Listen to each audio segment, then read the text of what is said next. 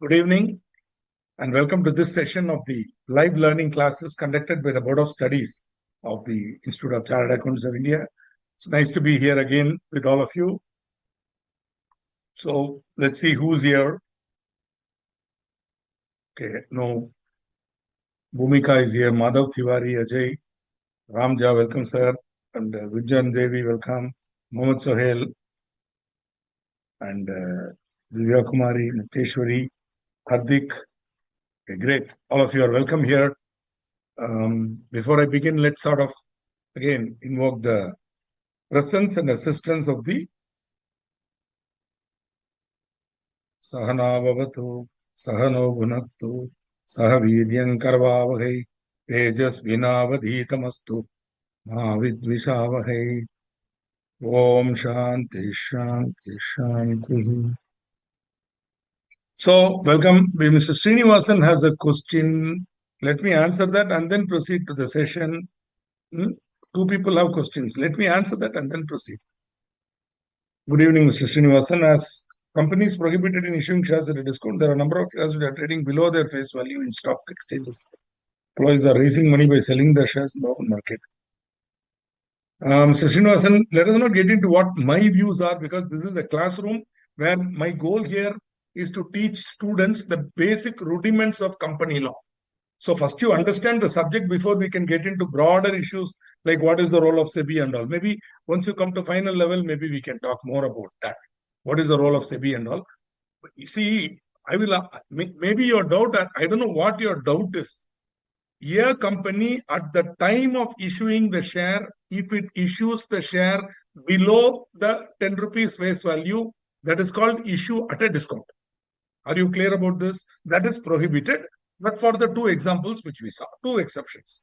So at the time of issue, I cannot issue a share below its par value of 10 rupees. Later, if the company is doing badly, incurring losses, etc., definitely it will go below 10. That is the market price of the share. See, the company's liability side will still show only 10 rupees. But there will be huge accumulated losses. Are you able to understand? So that those losses are incurred by the company. Okay, and these are sometimes called penny stocks. They are traded in the market, as you rightly say. They are trading below their face value. So that has nothing to do with discount. Okay, and promoters and employees are raising money by selling their shares in the open market. Seriously, I don't know what is your problem here. That is how things happen. So there is no problem here. I don't see any issues. If a share is trading below its face value, don't buy it. That's all. If you do, you don't buy it.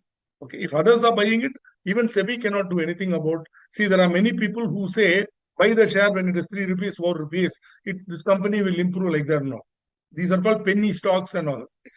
If somebody wants to buy it, and that company is complying with the requirements of listing, that share is available for purchase.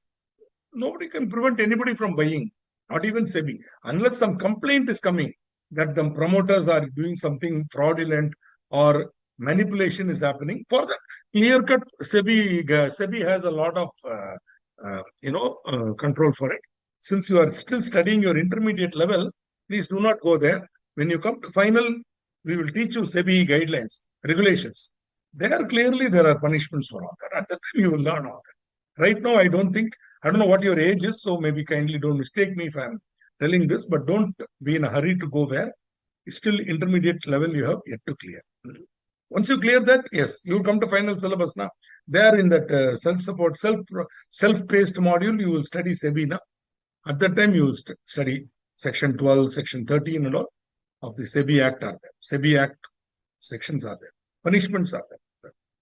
I hope you got it, sir. And opinion-oriented questions, no. Fact-oriented questions, doubt is there, I clarified for you. Issue shares out effects on creditor in a negative way or positive because he receives amount more than he paid. See, the creditor is looking to the shareholders for his payment. So he is simple logic, sir. You are a creditor. You are giving me 100 rupees. I am crediting 100 rupees. You are giving me 100 rupees. I am crediting you with 100 rupees. Here is a shareholder who is giving me 8 rupees. I am crediting him with 10 rupees. Is that not a prejudice to you? If you are able to understand it, understand it. Otherwise, you leave it. Don't you think there is an inequality here? One man is giving 100 rupees. I'm giving him credit for 100 rupees. Whereas another man is giving 8 rupees only, but I'm giving him credit for 10 rupees. So it is unfair now. This man is not getting, that man is getting. So they feel that is one of the reasons given. In those days, it was possible to issue shares at a discount. Okay. One more reason I'll tell you the real reason why. See, if you people have the ability to understand, you understand this. The real reason why shares should not be issued at a discount comes from a different principle of law. It is not about creditors also. The real reason why shares should not be issued at a discount is because, see, when share capital is issued, there is a, and you have to see later on when you come to dividend, it will be very clearly explained to you. See, this is a rule. This is like an axiomatic rule. You cannot declare dividend on capital, meaning you cannot declare a dividend out of capital. I'll repeat my sentence. You cannot declare a dividend out of capital. You can declare dividend only out of revenue profits. Got it now? So, or you can declare out of capital profits realized by selling of assets and profit is there. Where the profit is realized, you can declare a dividend. So, dividend can be declared only out of profits. It cannot be declared out of the capital. See, the company is taking 100 rupees capital now. Out of that 100 rupees capital, they cannot repay 1 rupee back as dividend. In other words, upfront is not allowed. Whereas when you issue at a discount, what are you doing? You are giving him a dividend out of capital now. This is actually prohibited in general principle of company law. If you ask me which section and all, I cannot tell you. But it's a principle of law, company law, that thou shalt not declare a dividend out of capital. Only out of earned profits. In fact, it is there. In your dividend chapter, you will study that dividend can be declared only out of profits, which means you cannot declare it out of capital. So when you issue a share at a discount, you're automatically giving a discount. Means what? Straight away from the 10 rupees he's giving, you're giving him back 2 rupees now. Straight away. It's like he's giving you 10 rupees and you're giving back 2 rupees now. And you're giving him credit for 10 rupees, but you're net getting only 8 rupees. Am I correct? So the 2 rupees is straight dividend for him now. Upfront dividend. If you're able to understand it, I'll be very happy. But if you still don't understand, you leave it. So that is wrong. That is not allowed. You cannot declare dividend out of capital. That is the reason why there is a prohibition on issue of shares at a discount. I didn't explain it yesterday because already you people are in a confused state.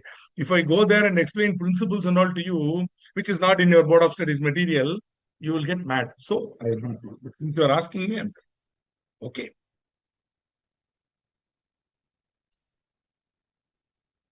So, moving on. A company cannot issue certain shares greater than 15% of paid up capital. Is this limit for 1 year? Yes, for 1 year. In 1 year, you cannot issue more than 15%. Okay, Ankur.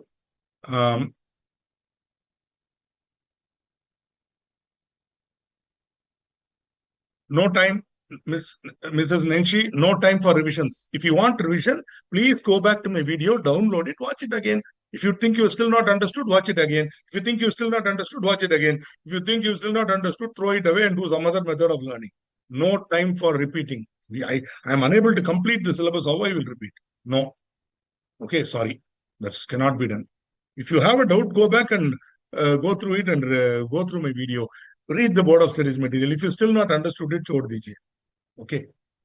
So don't mistake me for being a little rough, but time is not there. You also have some sympathy for the faculty. And beauty is it is videotape. You go and download the video. You can watch me talking any number of times. Go, make it go slow. Whatever you want to do, you do. Can come because this type of revision is not possible in this mode. I don't have time for it. Can company issue this? If you have a specific doubt, ask me. Entire types of preferential weightage, that's another 20 minutes. I just don't have that type of time. Can company issue their IPO share and call money on the basis of first call and second call? Agree. Yes, they can. Why not? They can. Nothing wrong. Okay. Kindly explain provision to section 47.2 regarding page number 4Y 4.16. ஐயோ கடவுளே முடியல என்னால 4.16. What is that? 4. Kindly explain proviso to section 47 to.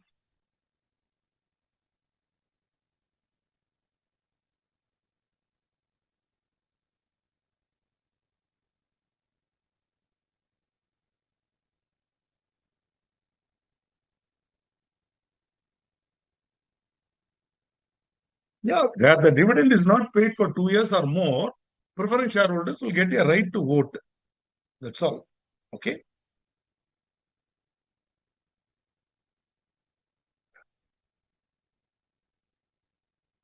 And they will get the same proportion. They will be getting the same voting proportion. That's all. Nothing else. There's nothing great about it. Once the dividend is not paid, they will get the right to vote on all resolutions. When they are voting, both equity and preference will have the same proportion of vote. One share, one vote.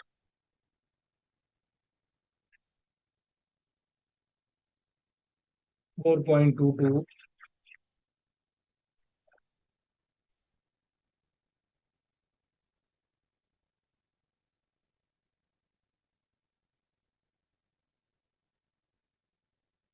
4.22, section 51, with the help of example.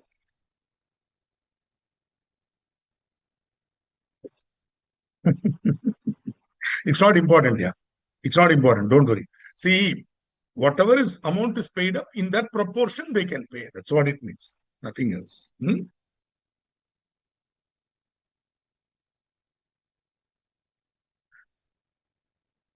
Okay, that's what it means. But rarely it will be like that.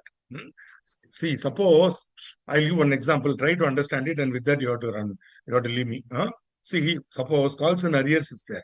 To the extent of calls and arrears, they won't pay dividend. But suppose somebody has paid the calls, another person has not paid the calls, then only they pay up. So those who have paid the calls fully, they will get on the full amount. Whereas those who have not paid the call, they will get only on the amount on which they have paid up. So they will get pro rata proportionately. That's what my understanding. I hope you are clear.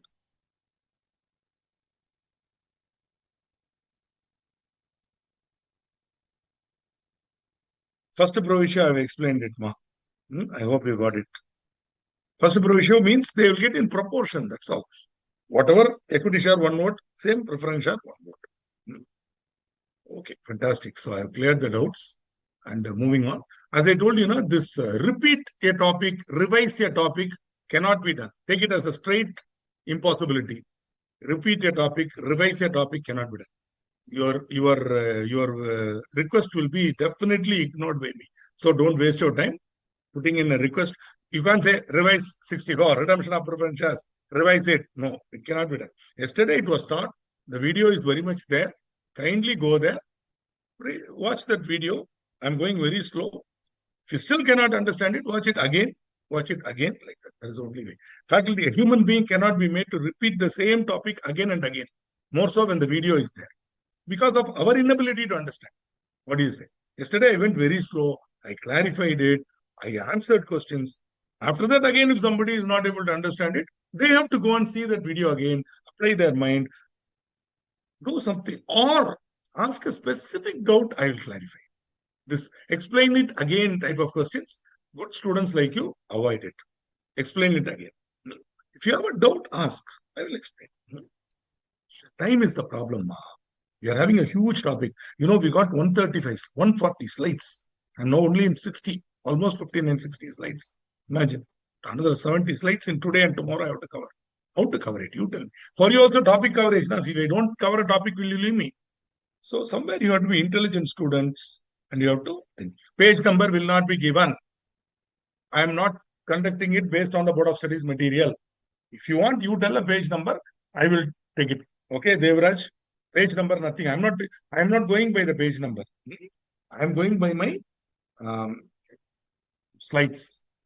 Sit back, relax, and listen to my lecture. If you have a doubt, you ask. In fact, there are many students who have not read the Board of Studies material, only my slides, and got 60%. I'm not posting. They are people who trusted me. They are people who believed me. They won't question me. They will, maybe they'll just go through the Board of Studies material. They won't try to do comparative analysis, confusion. They will go by what I'm saying. They will take it and go. Okay. No. Yeah. I'm not going to come to it. You locate it like Ramja is locating, you locate on your own. You do comparative study. Why I'm keeping this Board of Studies material now? Some of you are asking doubt on page number. So I also feel that, okay, if you have a doubt, I will as well clarify it then and there. That is why I'm keeping the Board of Studies material open in front of me. Not for the purpose of teaching from that. Okay.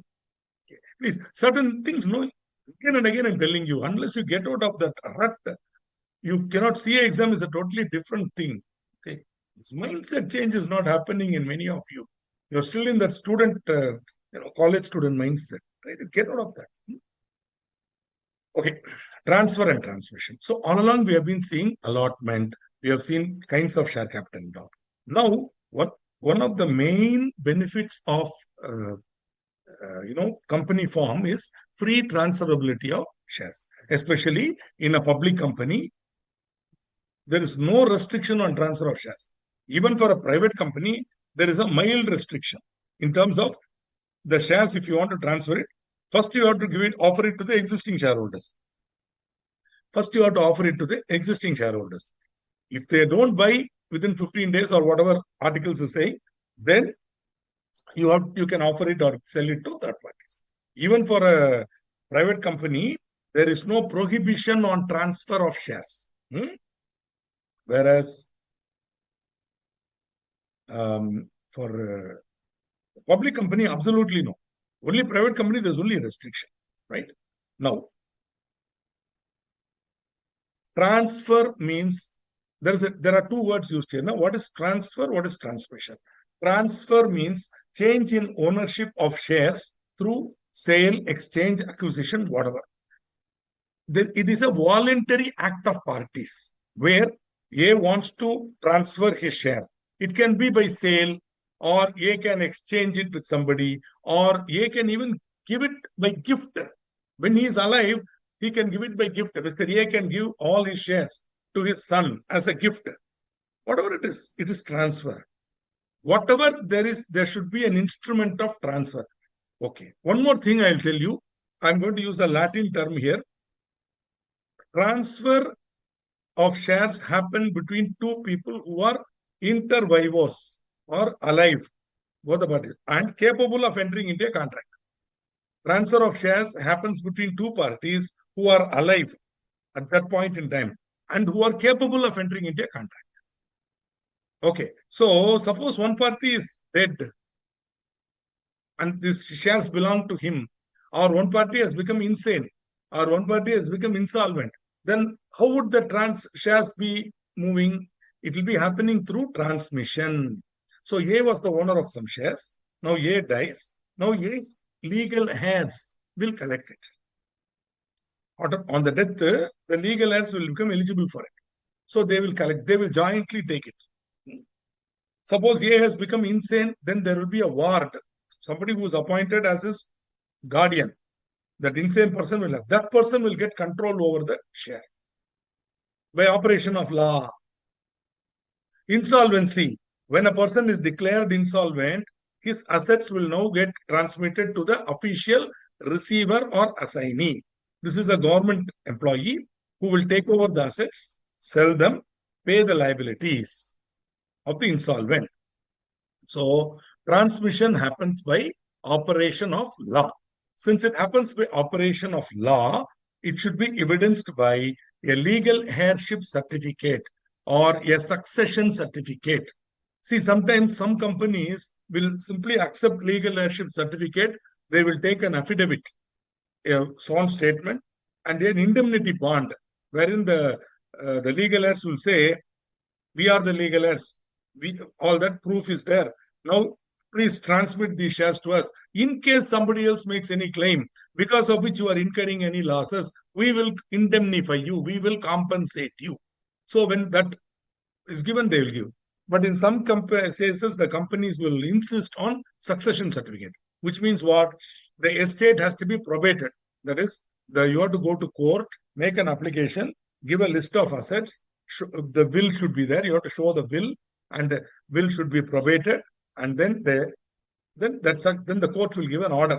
That is called succession certificate. They will say so and so are the legal heirs. They are entitled to these assets. That certificate has to be produced. In the case of insanity or insolvency, the court will pass an order. Now, that order has to be produced to the company, by which the ward will be appointed. I'm sorry, not the ward. The guardian will be appointed. The insane person will become the ward, or the official receiver or assignee will be appointed. Okay. So this is the thing. Now, with this basics done, under the Companies Act, there are certain procedures to be followed. The instrument of transfer should be in form SH4. SH4. What is this SH? You don't ask me, because it is not SCD, share capital and debentures. Simply share. So I think share first two letters, SH. So SH4. It should be duly stamped, dated, and executed by or on behalf of transferor and transferee. Okay. Friends, very, very important. Listen to me. You might get confusion here. Form SH4, stamping, etc., etc., is relevant only for physical certificates. Got it?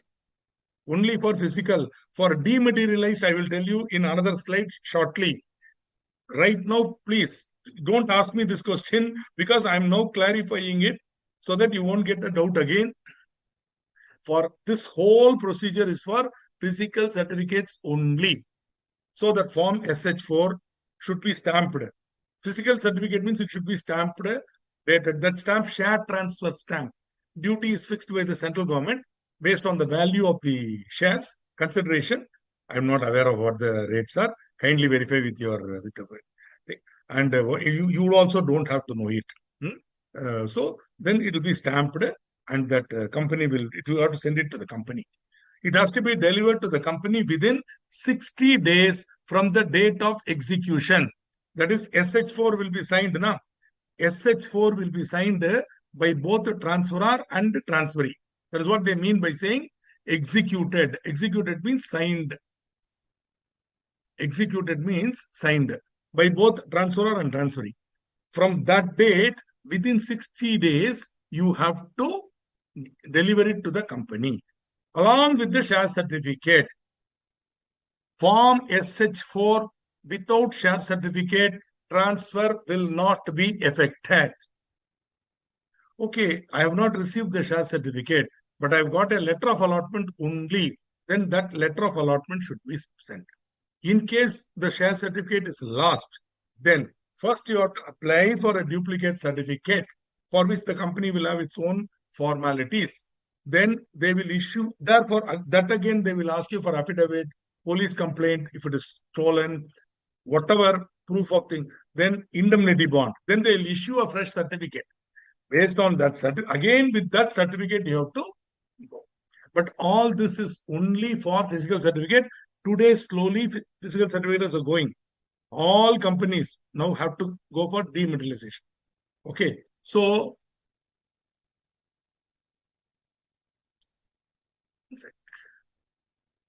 please, we'll read this and then we'll go back. Please, this is very, very important.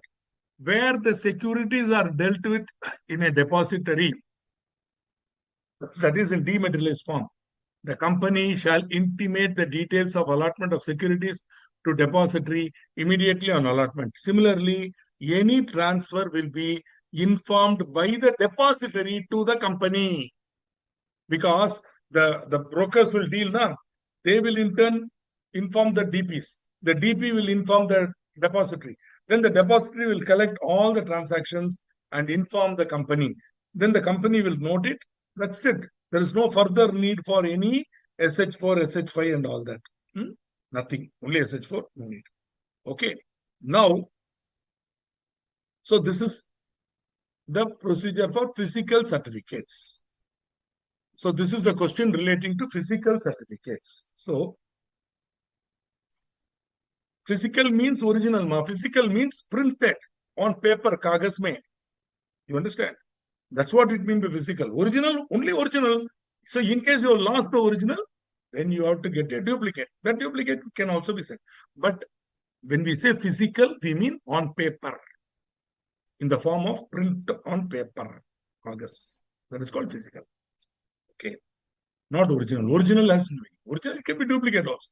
So long as you have lost the original, you can get a duplicate. Nothing like.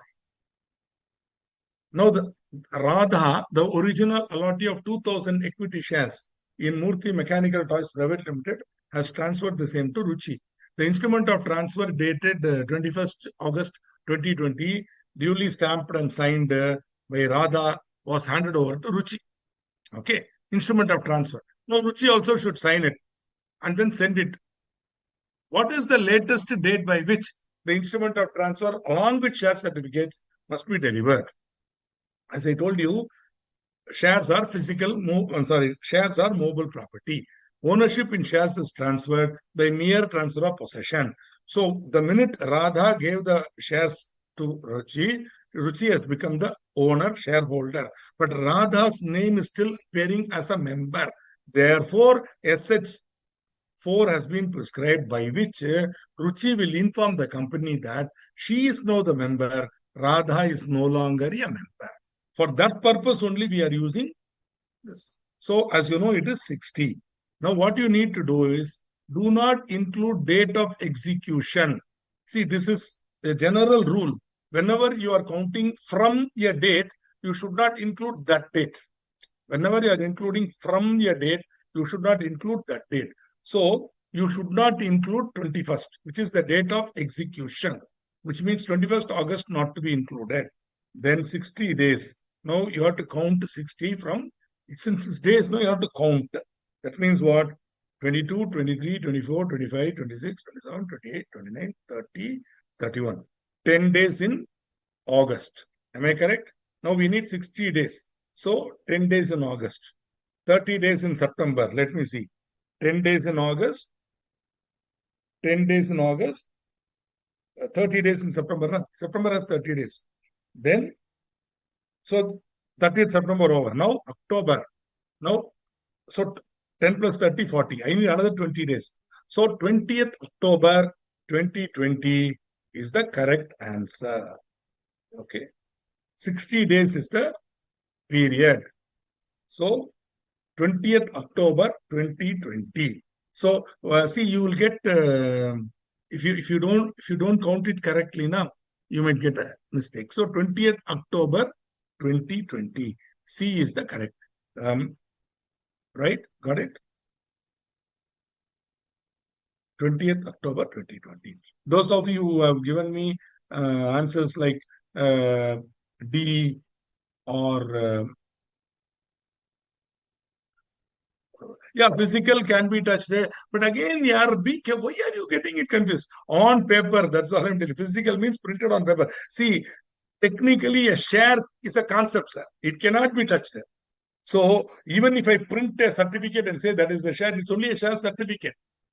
It is an evidence that I have certain rights. It's a very complex thing. After you finish your CA, you sit quietly and think you will understand. Share, it's a concept, because this is not an end now. You'll be becoming a chartered accountant and dealing with company now. You'll be auditing, you'll be a CFO. Please understand. The concept, share is a concept. When that right is put on paper as a share certificate, it is an evidence of a contract. That's all. Okay, that paper is an evidence of a contract. Are you able to understand? I'll put it in a different way. Maybe you try to understand it more for you to appreciate the subject. See, now itself, if you understand the depth of the subject, no, your intelligence will grow. See, maybe your father or you own your house.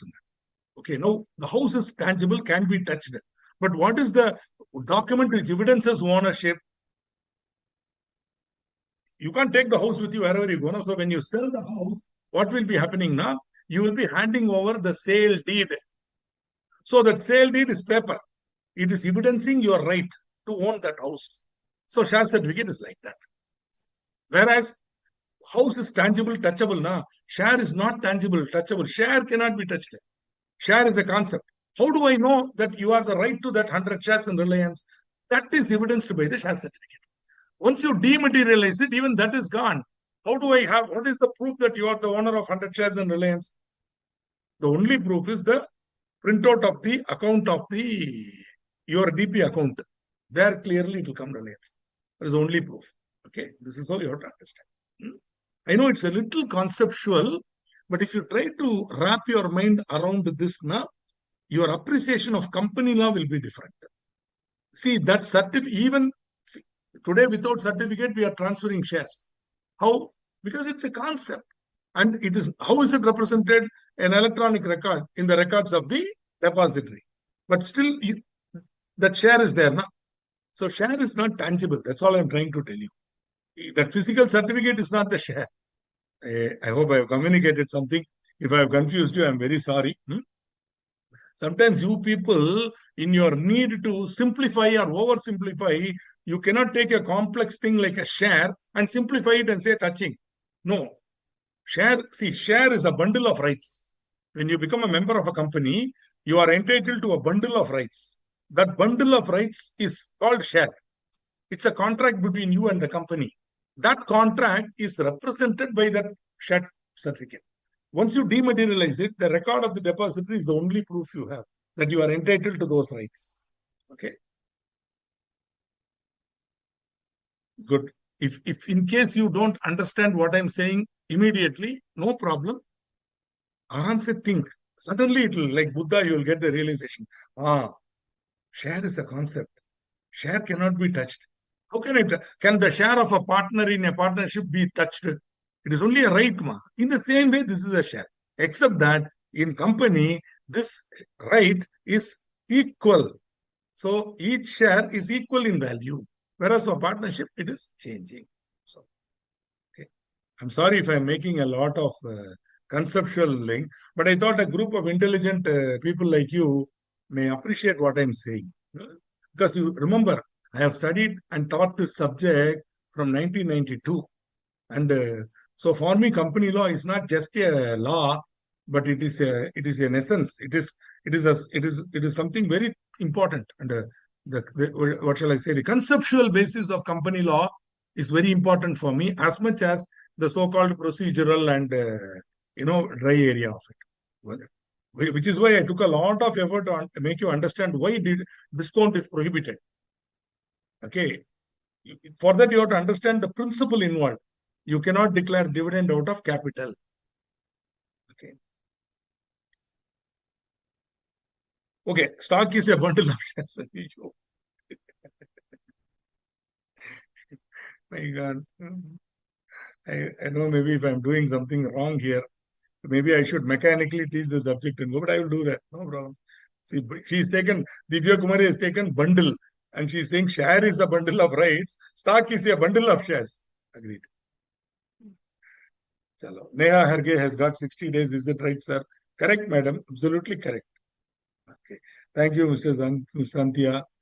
Okay. Fantastic. Beautiful. Coming to this. Loss of instrument of transfer. See, in case IoT. IoT is short form for instrument of transfer.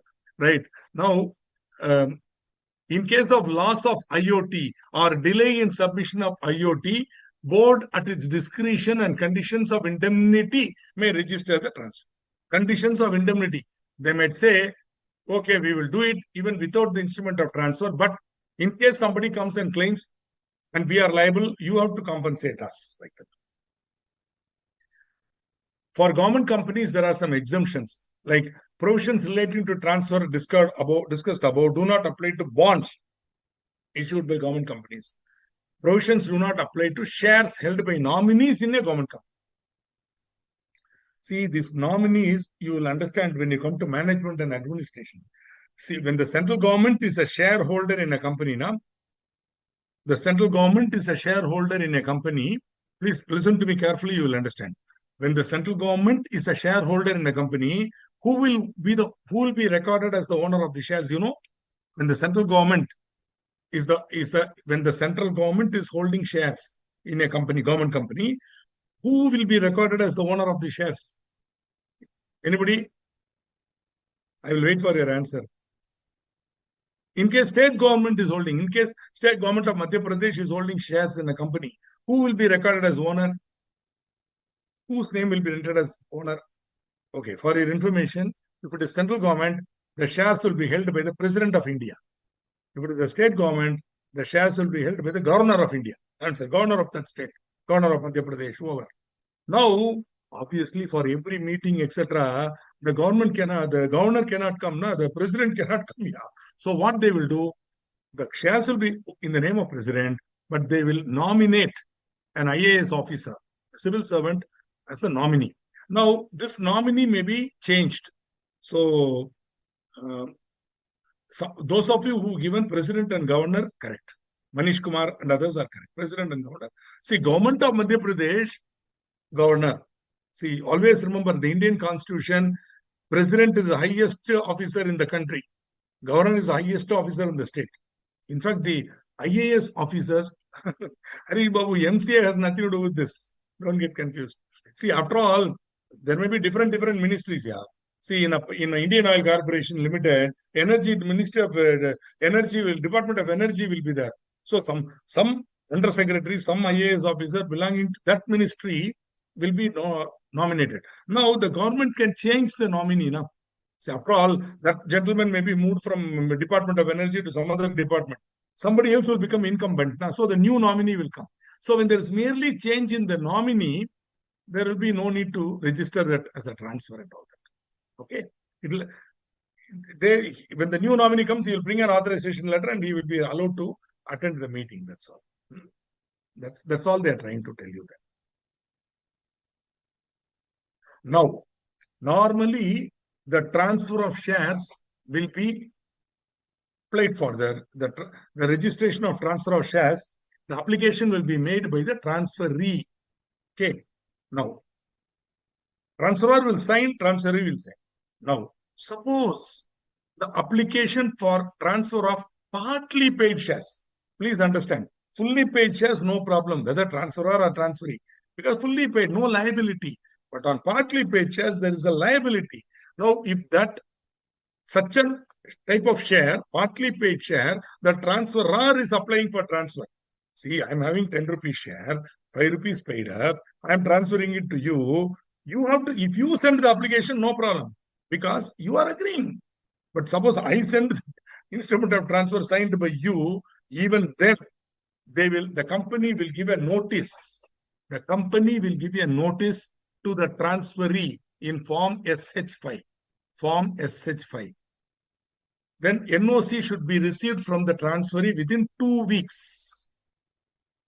If NOC is not received, the transfer shall not be registered. Got it? So, partly paid shares, application for transfer by transferor alone. The company should give a notice to the transferee in form SH5. They should wait for 2 weeks. Within 2 weeks, if NOC is obtained, then you will register. If not, transfer not registered. Again, my dear friends, this applies only to physical certificates. If it is a dematerialized, just BP is informing it, Depository is informing it, that's all. Because Reliance Industries Limited has issued partly paid shares. Rights offer was made by Reliance in 2020. I thought I will discuss it when I come to rights offer, but rights offer was made by Reliance in 2020. The rights offer itself was not full. At the time of payment of application for the rights, they only paid 1/3. Okay, or something like that. 300 and odd rupees they paid. Balance was to be paid later. Okay, yet to be called up. So these partly paid shares of Reliance are now traded on the stock exchange. Partly paid shares of Reliance are now being traded on both NSE and BSE. Now I may buy it. Then I can send it. Okay. But so automatically the DP will inform. So here there is no need for all this NOC and all. But if some other company is there, go back to my own good old Dubacor Limited.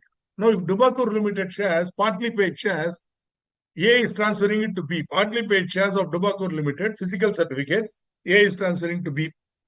Now, partly paid shares, A is saying, I'm transferred to B, B has also signed, I have also signed. And A, the transferor is sending partly paid shares of Dubacor Limited to the company, along with the instrument of transfer, signed by transferee also. Still, the company should send a notice to the transferee. Wait for 2 weeks. If NOC is received, good. If not, the transfer shall not be registered. Okay? Yeah. Good. Moving on. See, this IFSC will come again and again and again. So I'm explaining it here once.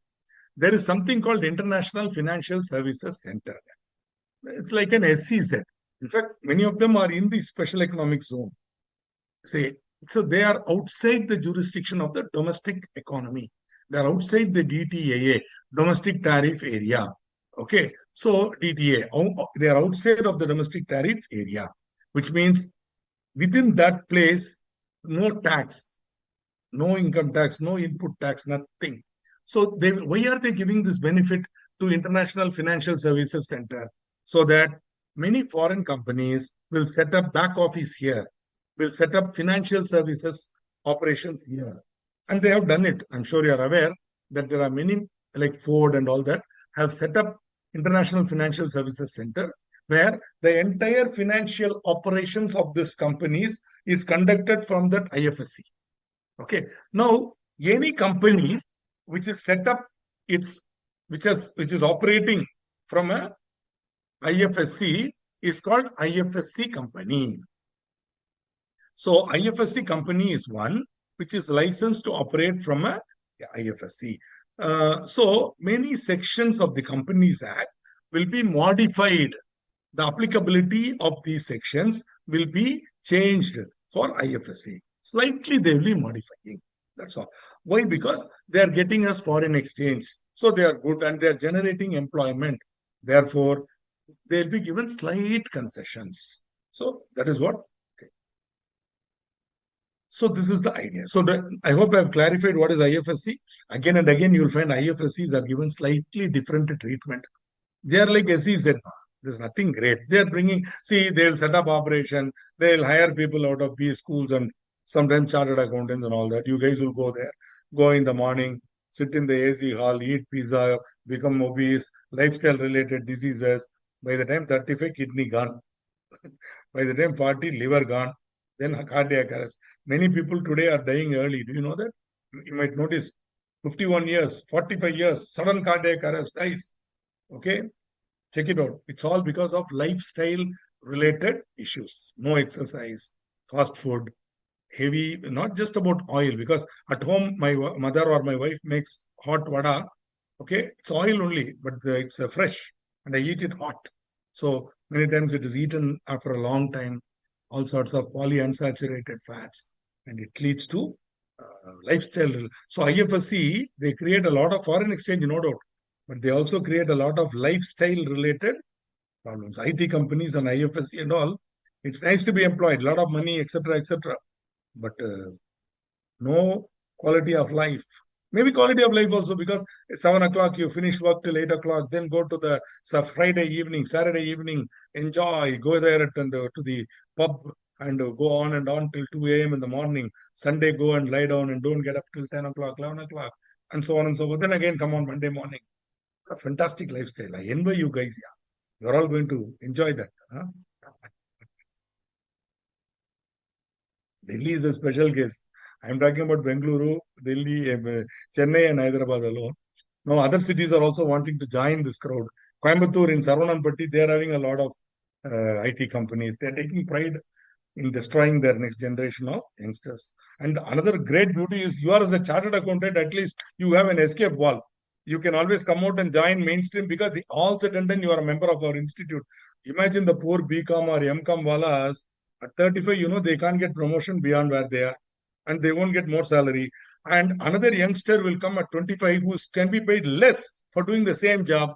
Quietly, they will send this fellow out. It happens so many cases. That is also danger.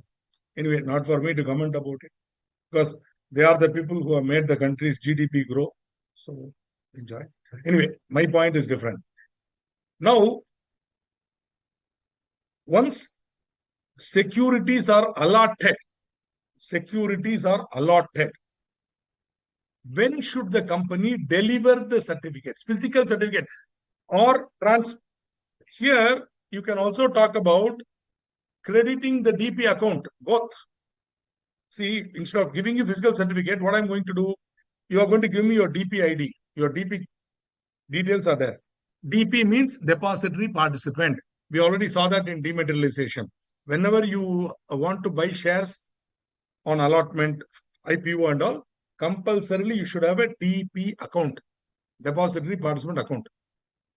You will give it at the time of applying itself. In fact, nowadays, application itself is online. You get a link. You press that link through your DP only, you will go. So automatically, the company will know who is your DP. And even otherwise, you have to give your DP ID. Then to that account, the shares will be credited. So that is also delivery only. That is also delivery. Printing the certificate and giving it is also delivery. Today, all listed companies, all companies going for IPO, the securities have to be held only in dematerialized form. Further, recent amendments, unlisted public companies also dematerialized. Very, very recent amendment which we saw in the other class.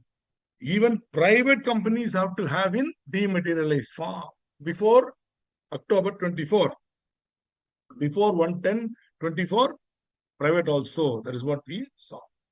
Beautiful. I'm very happy to know that Prithviraj exercises his muscles. Great, sir. I appreciate. I appreciate that. Yeah. Sometimes, after I finish this class, 8:30, if I don't get the time to walk in the morning, I go for an evening walk. I go 8:30 onwards. I go for an hour or so of walk. I go to a nearby bridge and I climb that bridge 6 times or 5 times a day. Go up and down, up and down. And then when I'm fully sweated, I go. So that's very important. Physical exercise is very important, especially as a chartered accountant in future.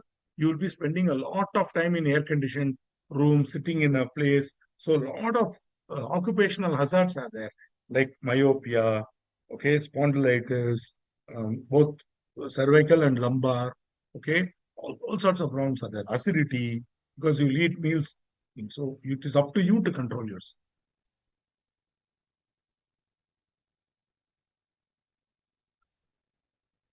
Anusha Jha is asking a question. I will answer it at the end of the class. No interruptions. Okay. So, in case of subscribers to the memorandum, the certificates are to be delivered within 2 months from the date of incorporation.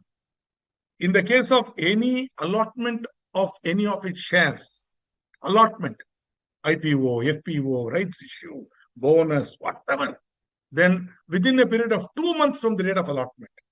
But nowadays, with the dematerialization, matter of 1 week, 2 weeks, you get it. The credit will come into your account straight away. So suddenly, if you go to DP account, it will be sitting every week. My accountant does a analysis of my portfolio and marks it to market and sends me a report on Saturday, which I go through on Sundays.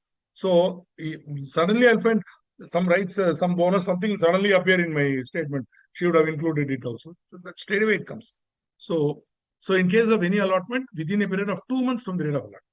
In the case of transfer or transmission of securities, very important.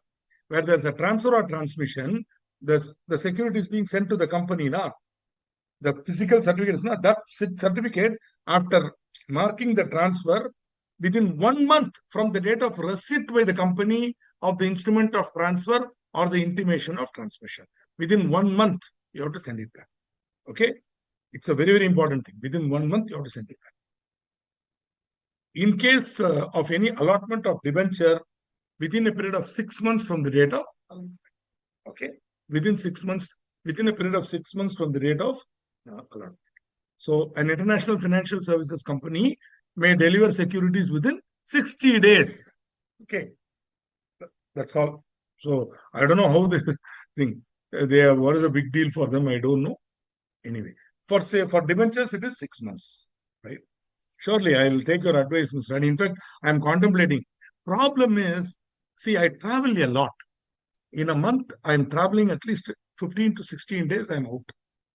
20 days also sometimes. So that is the one problem. So wherever I go, I take my tracks and I take my walking shoes. I go for a 1 hour walk. So that also helps me to understand that local terrain. And so right from Kolkata, I took a walk from my hotel all the way up to Victoria Memorial and I came back. So that way I keep some targets. I look at the map and I go there, I come back. I enjoy the walk also. So anyway, no need to get into an argument on this. Gym is also a good idea. So, but I love, walking. Chalo. So Shreem Lakshmi Jewelry was incorporated on 27th August 2020 with the 30 persons as subscribers and with an authorized share capital of 1 crore, whatever. Each subscriber subscribed for 1 lakh shares. Advise the company. See, all this is nonsense. What is the question about? Advise the company about by what date it needs to deliver the share certificates to the subscribers. So, friends, while this question we are going to discuss, I'm going to give you one extremely important suggestion. When you are sitting in the exam hall with a law paper in front of you and you see a huge question on law, do not read it fully. Read the first two lines. You will get a general idea of what it's all about. Then go directly to the last line. There you will find what it is they want. Now, what happens now? After this, if you read the question fully, your mind will be oriented towards the answer. Otherwise, if you are reading from top to bottom, you will start double guessing. This is what it is, that is what it is. Your mind will get confused. No. So, if I were writing this answer, you know what I will do? First, I'll read the last line. Advise the company about by what date it needs to deliver. So, all this information about 1 crore, 1 crore, not. I need to look for that one date. What is that date? When was the company incorporated? 27th August 2020.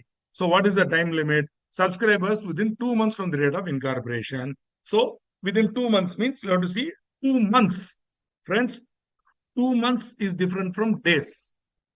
2 months means you have to say date to date. You don't count days. You don't count days. So, but at the same time, you will not include the date of incorporation, which means 27th August. Let's see if you got it. 2 months. So 27th August means you take 28th. So August means September, October. So the answer is 27th September, 27th October. C is the correct answer. Beautiful. Wow. All of you have got C. Okay. Fantastic. You guys are all great, yeah. You understood the point. Whenever you count days or whenever you find out the due dates, do not include the date from which you are calculating. So you are going to count from 27th. Ignore 27th. Take 28th. So next month will end on 28th means 27th. Okay, 27th August means 27th September, then 27th October. So 2 months will be over on 27th October. Okay.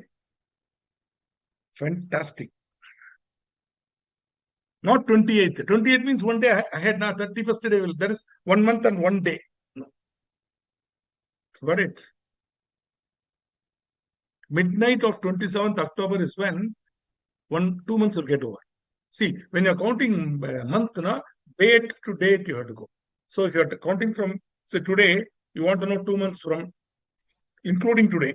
See, so you have to count today.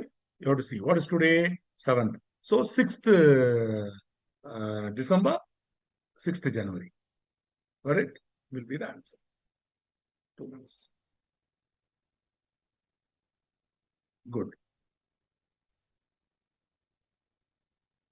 So I've already seen depository. See, same thing for shares, the transfer also. Right? Of course, if there is any default in complying with section 56, then company fine 50, officer fine 50,000. Right?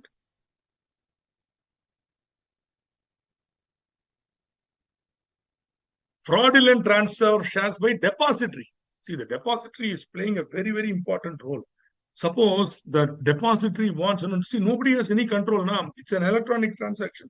Suppose there is a fraud, then the depository or depository participant who has transferred the shares with an intention to defraud, there will be an action under section 447. Okay, 447.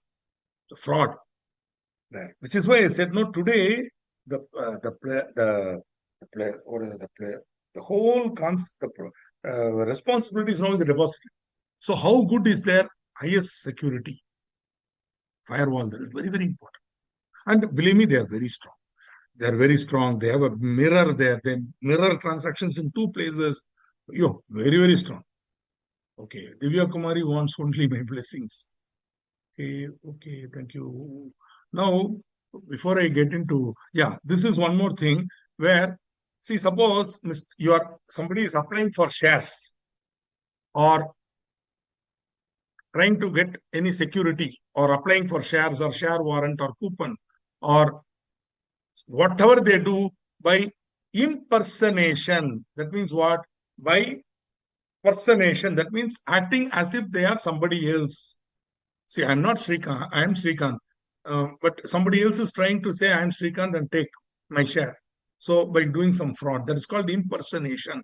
If anybody tries that, there is an imprisonment of 1 year, maximum 3 years, and fine 1 lakh up to 5 lakhs. See, I have put here minimum maximum now. If you that up to you can add if you want. Fine. A sum of rupees 1 lakh up to 5 lakhs. Imprisonment minimum there is from 1 year up to 3 years. That maximum means up to 3 years. It cannot be more than 3 years. Maximum is 3 years. Now we come to a very important topic. Before I go there, let me quickly take up this question by Anusha Jha. How can I get the best out of these classes? Should I give the chapters a read beforehand?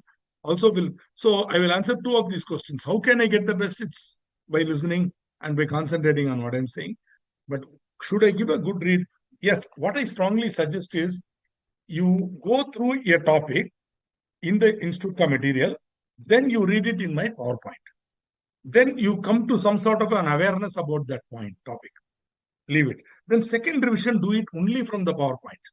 If you want, you print out the PowerPoint, write notes on the PowerPoint itself, additional points you want to remember, if at all from the Board of Studies material, whatever you put it there, your ideas, further improvement at all. So that printout of my PowerPoint with your notes on it becomes your second level revision material. So that becomes your second revision. Second revision, you read that, memorize, which you can do easily from the PowerPoints. Then, nearing the exam, third revision, from the PowerPoint only. You try this, you will find it's very useful. This is the best way. Otherwise, you will end up wasting your time mugging up from the Board of Studies materials. But having said that, don't use any other textbook other than Board of Studies material. There is no need. For company law, no need for any other textbooks. Please don't waste your money on that. Maybe if you want to buy for some other subjects, don't for law. Law, the Institute ka Board of Studies material is comprehensive and complete. Do not rely on any other book or material, which would only reproduce the Board of Studies ka material in a way. Okay, so don't waste your time. Read only the Board of Studies material. Okay, and Board of Studies is also providing nice study guides also. You can download it for free with a lot of colorful diagrams and all, quick reference. Use that also. Whatever. Okay, but ideally go to what I said. Read a topic, read 10 pages from the Board of Studies material, go through it in my material. There may be some differences. So if you feel, Srikant, the idiot, has not given me this, you make note from this and add it to my notes. Keep it in one comprehensive form. And then that becomes your second revision. And so on and so forth. Okay. So this is the method I would suggest. If I were my student, this is what I will do. Okay. This is what I will do. Okay. If I were my own student, this is what I will do. Okay. And definitely minimum 60. Okay, minimum 60. But if you keep reading the Board of Studies material, getting confused, asking doubts, clarification for small matters which will never come in the exam, you'll waste your time. Okay. Whereas this topic is very, very important. Refusal to register, transfer, or transmission of transmission. Yeah. Yeah, capsule. Yes. The capsules are also good. Just get them and see how they are. Very nice. Board of Studies is investing a lot of time and energy in giving you extremely good content. So do not avoid using it. Okay. Chalo. So refusal to register, transfer, or transmission. Friends, first of all, no public company can refuse. Where a private company refuses to register, transfer, or transmission, okay, the following rules will apply. See, I am a shareholder of a public. See, if it is dematerialized share, this whole thing will not arise. In dematerialized share, there is no way the company can refuse and all, because the transaction is happening in real time. There is no way you can refuse. Okay, at all. But if it is physical, yes. When you're getting that certificate, you are having 1 month time now. You are having 30 days. Am I correct? Go back to this.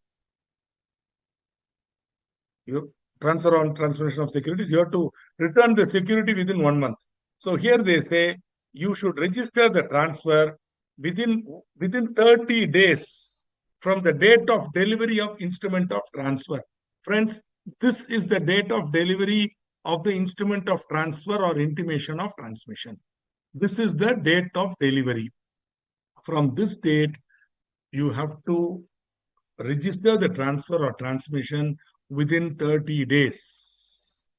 In case the company is not registering, then notice has to be given to the transferor and the transferee within 30 days, together with reasons for refusal. The reasons for refusal also shall be given. Okay? No. So 30 days. You are the transferee. You have sent the instrument of transfer together with the share certificates. Patiently, you waited for 30 days. Transfer is not registered, nor has the company given any refusal to register. Then you can directly appeal from, suppose they give you the notice, then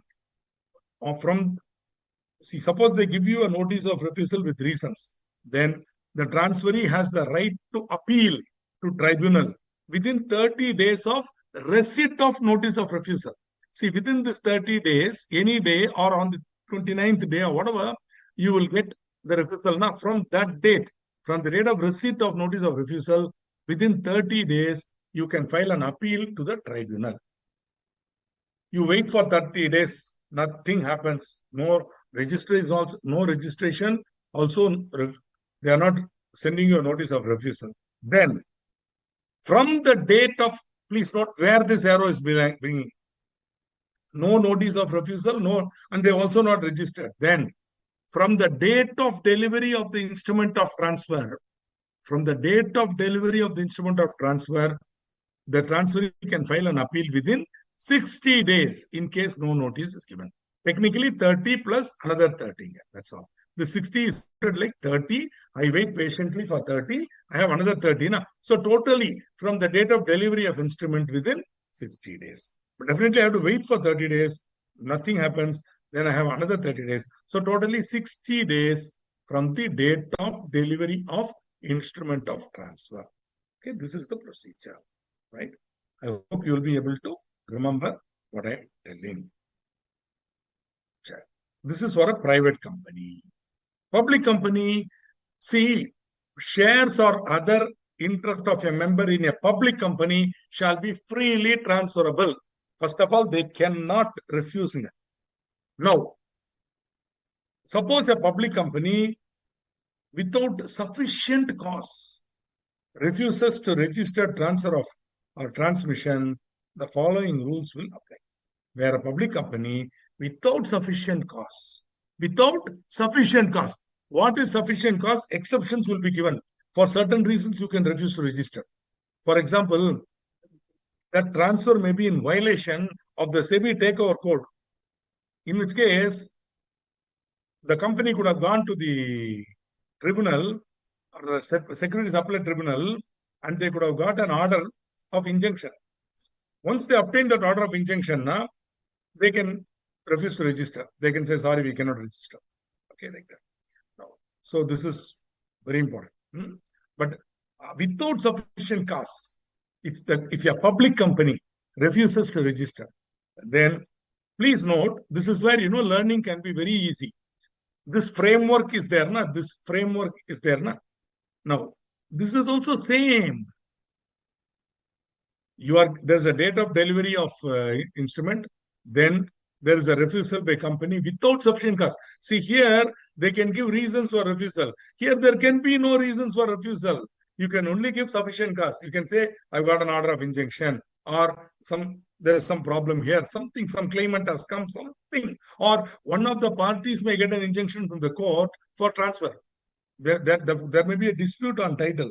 so that one of the parties can go. Whatever it is, there should be some sufficient cause. Or sometimes the party may be owing any calls and all, you can say, no, you can't transfer like that. But what? Subject to that, without sufficient cause, you cannot refuse. So if there is a refusal by a company to register transfer within 30 days, note it, within same 30 days is given here also. Then in case they give refusal without sufficient cause, within 60 days from the receipt of notice of refusal, you can go. Here, within 30 days. Am I correct? Here, within 60 days. Otherwise, same. So, since this is 60 days, suppose you wait for 30 days, they don't register the transfer or transmission, and they also don't give any refusal letter, then from the date of delivery of instrument of transfer, you can appeal to tribunal within 90 days. How I get 90? 30, you have to wait quietly, then 60. Got it? So, this is the method of. Now, this appeal goes to the tribunal. Na? Tribunal will hear the matter. And then they will tell the. See, if that sufficient reason is been given correctly, they will dismiss the appeal. If not, if the company is doing some nonsense, then they will direct the transfer or transmission. They will direct that the transmission or transfer shall be registered by the company. In which case, the company shall comply with the order within 10 days. Please note, no appeal, etc. You have to obey the order. They may direct the rectification of the register, meaning suppose somebody's name is entered wrongly, they might say rectify it. Somebody's name is not entered, then they might say include it. And finally, because of all this, that man could have suffered damages. Boss, A sold it to me. If you had registered the transfer on that day, by now the price of the share has gone up. I could have sold that share and made profit now. You prevented me. So to that extent, any damages or interest sustained by any party should be paid by the company. This could be what the tribunal may pass as an order. So in case any company does not comply with the order of tribunal, if there is any contravention means not obeying. Contravene means go against. Contravention means going against. Contra means going. Contravention means going against. Sorry, contra means against. Contravention means going against. So if you don't, then straight imprisonment, 1 to 3 years, and fine, 1 lakh to 5 lakhs. These are all very, very powerful. Now, rectification of register of members. This is a very interesting area. In those days, this was combined in a single section. Those days, this was combined in a single section 11A. I'm sorry, 111A, 111A. Now they have separated it and made it into a separate section 59. Simple. I was the owner of shares in the company. My name was there in the register of members. Suddenly they have removed it. Or my name has been entered in the register of members without my knowledge and making me liable or whatever. So either way, the name of any person is without sufficient cause entered in the register of members, or after having been entered in the register, omitted therefrom. It is quite possible that without any knowledge, see the one person who is not owner, suddenly they are showing as if he has been given shares and his name is entered in the register of members. So other members may say, hey, his name is entered in the register of members. He is not a member. Or his name was in the register of members or should have been registered, has been omitted. Or there is default or unnecessary delay in entering in the register. Friends, you might ask me, sir, what is the difference between refusal to register transfer and entering? See, I register the transfer and return the certificate to you, one thing. But your name should be entered in the register. Nah. Only then you will become member. So if there is a delay in that or default or unnecessary delay, then that is also a ground for appeal. Here again, you go to the tribunal. Who can appeal? The person aggrieved or any member of the company. See, suppose I am not a member of your company, but somebody has put my name as a member, 100 shares. When did Srikanth become a member? No, they can go. Or the company itself. You can make an appeal where to the Indian members can go to the tribunal, our National Company Law Tribunal, NCLT, National Company Law Tribunal. This is the same kind of a judicial body which will hear all the cases. We already saw what is a tribunal. Now, foreign members can go to a competent court outside India specified by central government. There are equivalent courts in each country. We have a judicial treaty now. So there they can file. They need not come to India. They can file in their court only, which is competent. And that court will direct the company through the tribunal. We have treaties. We have friendship treaties with those countries. Now, here again, the tribunal may dismiss the appeal or direct that the transfer or transmission shall be entered. Direct rectification of the register or records of a depository also can be made changed here if it is wrongly done. Okay. Direct the company to pay damages, if any, by any party agree. See, it's quite possible that fraudulently somebody's name could be removed or entered. Later on, I go and prove my name only. Then the records of a depository can also be changed. Okay. And in this case also, they can pay any damages. Right.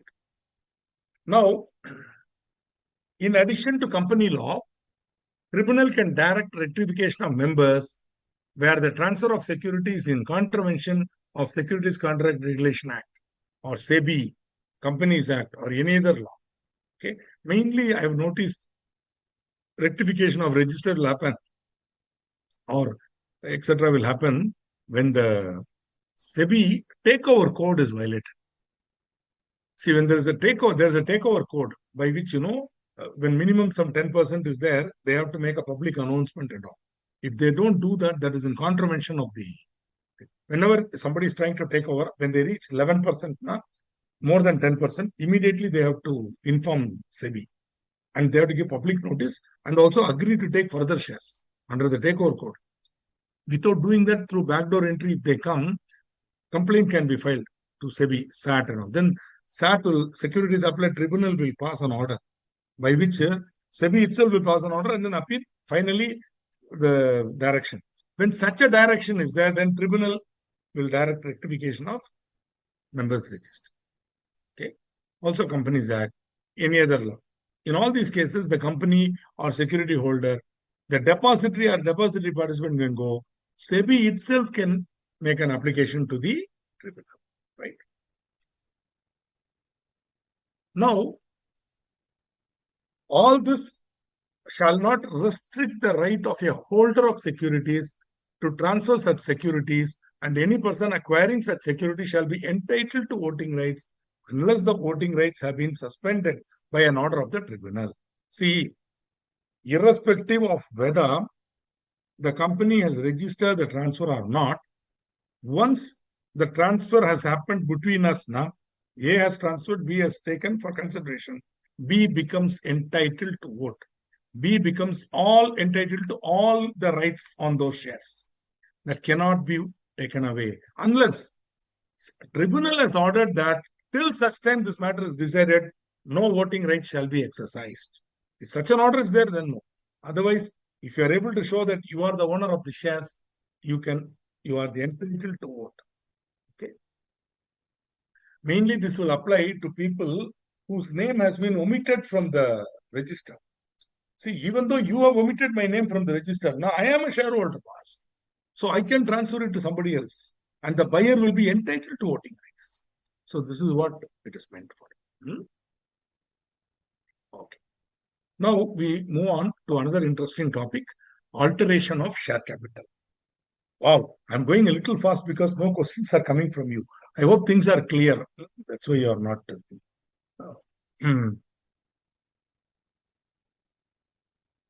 After 2024, all private companies share dematerialized, then you are using English in a peculiar way. I'm unable to understand. Are you asking me if it has been removed? No, it has not been removed. If you are asking me, if your question is, since after 2024, all private company shares have been dematerialized, then has Section 58 been removed? If you're asking me a question, answer is no. But if you ask in a different way, will Section 58 be removed? Then my answer will be, I don't know. मुझे नहीं मालूम. Telledu. Somebody was asking if I know Telugu. I don't know Telugu. I mean, rudimentary Telugu, I know rudimentary Malayalam. Rudimentary.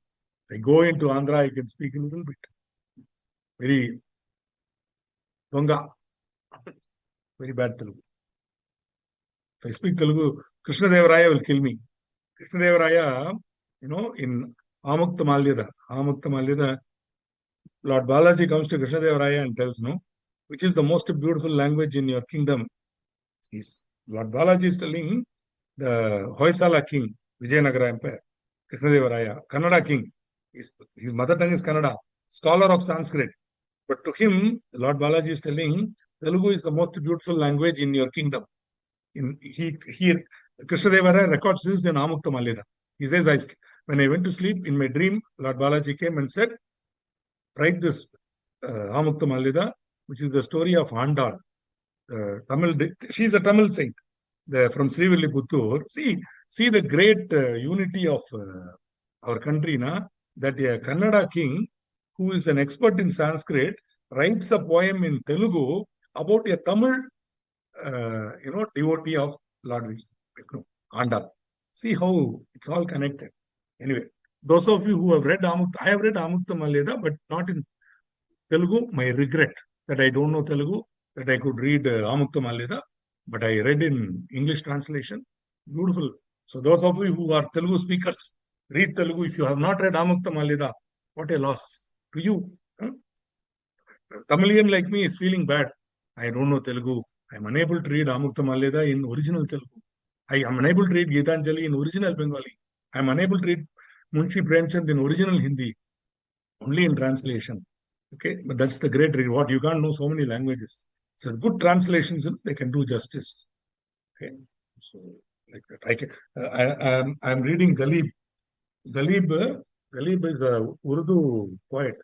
Ghalib, Mirza Ghalib, Urdu poems. But then again, I'm reading it in the Urdu in English, but still, if I know, that's different.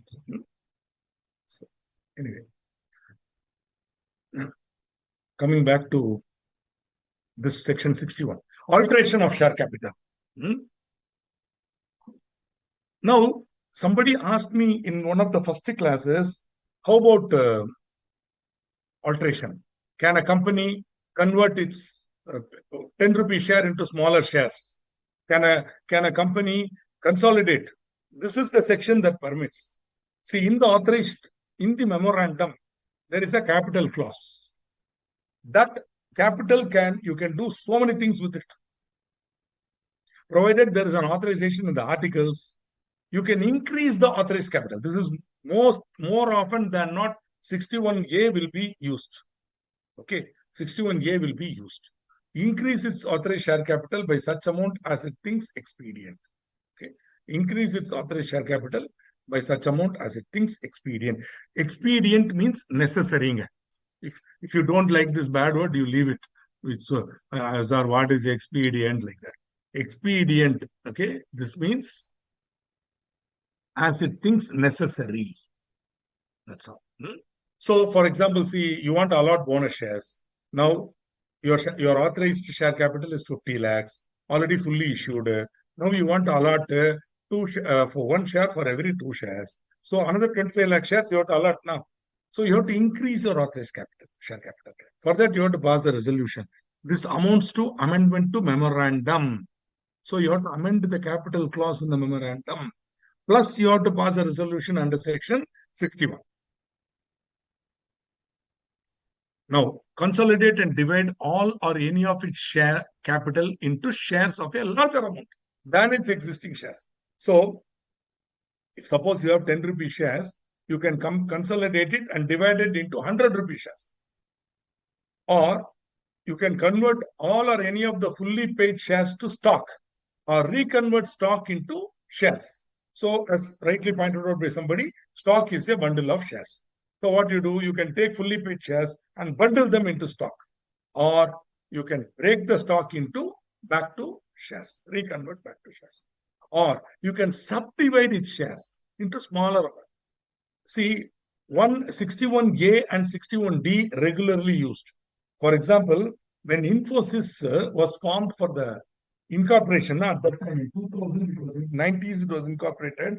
At that time, 99, around that dot-com boom, Infosys was incorporated.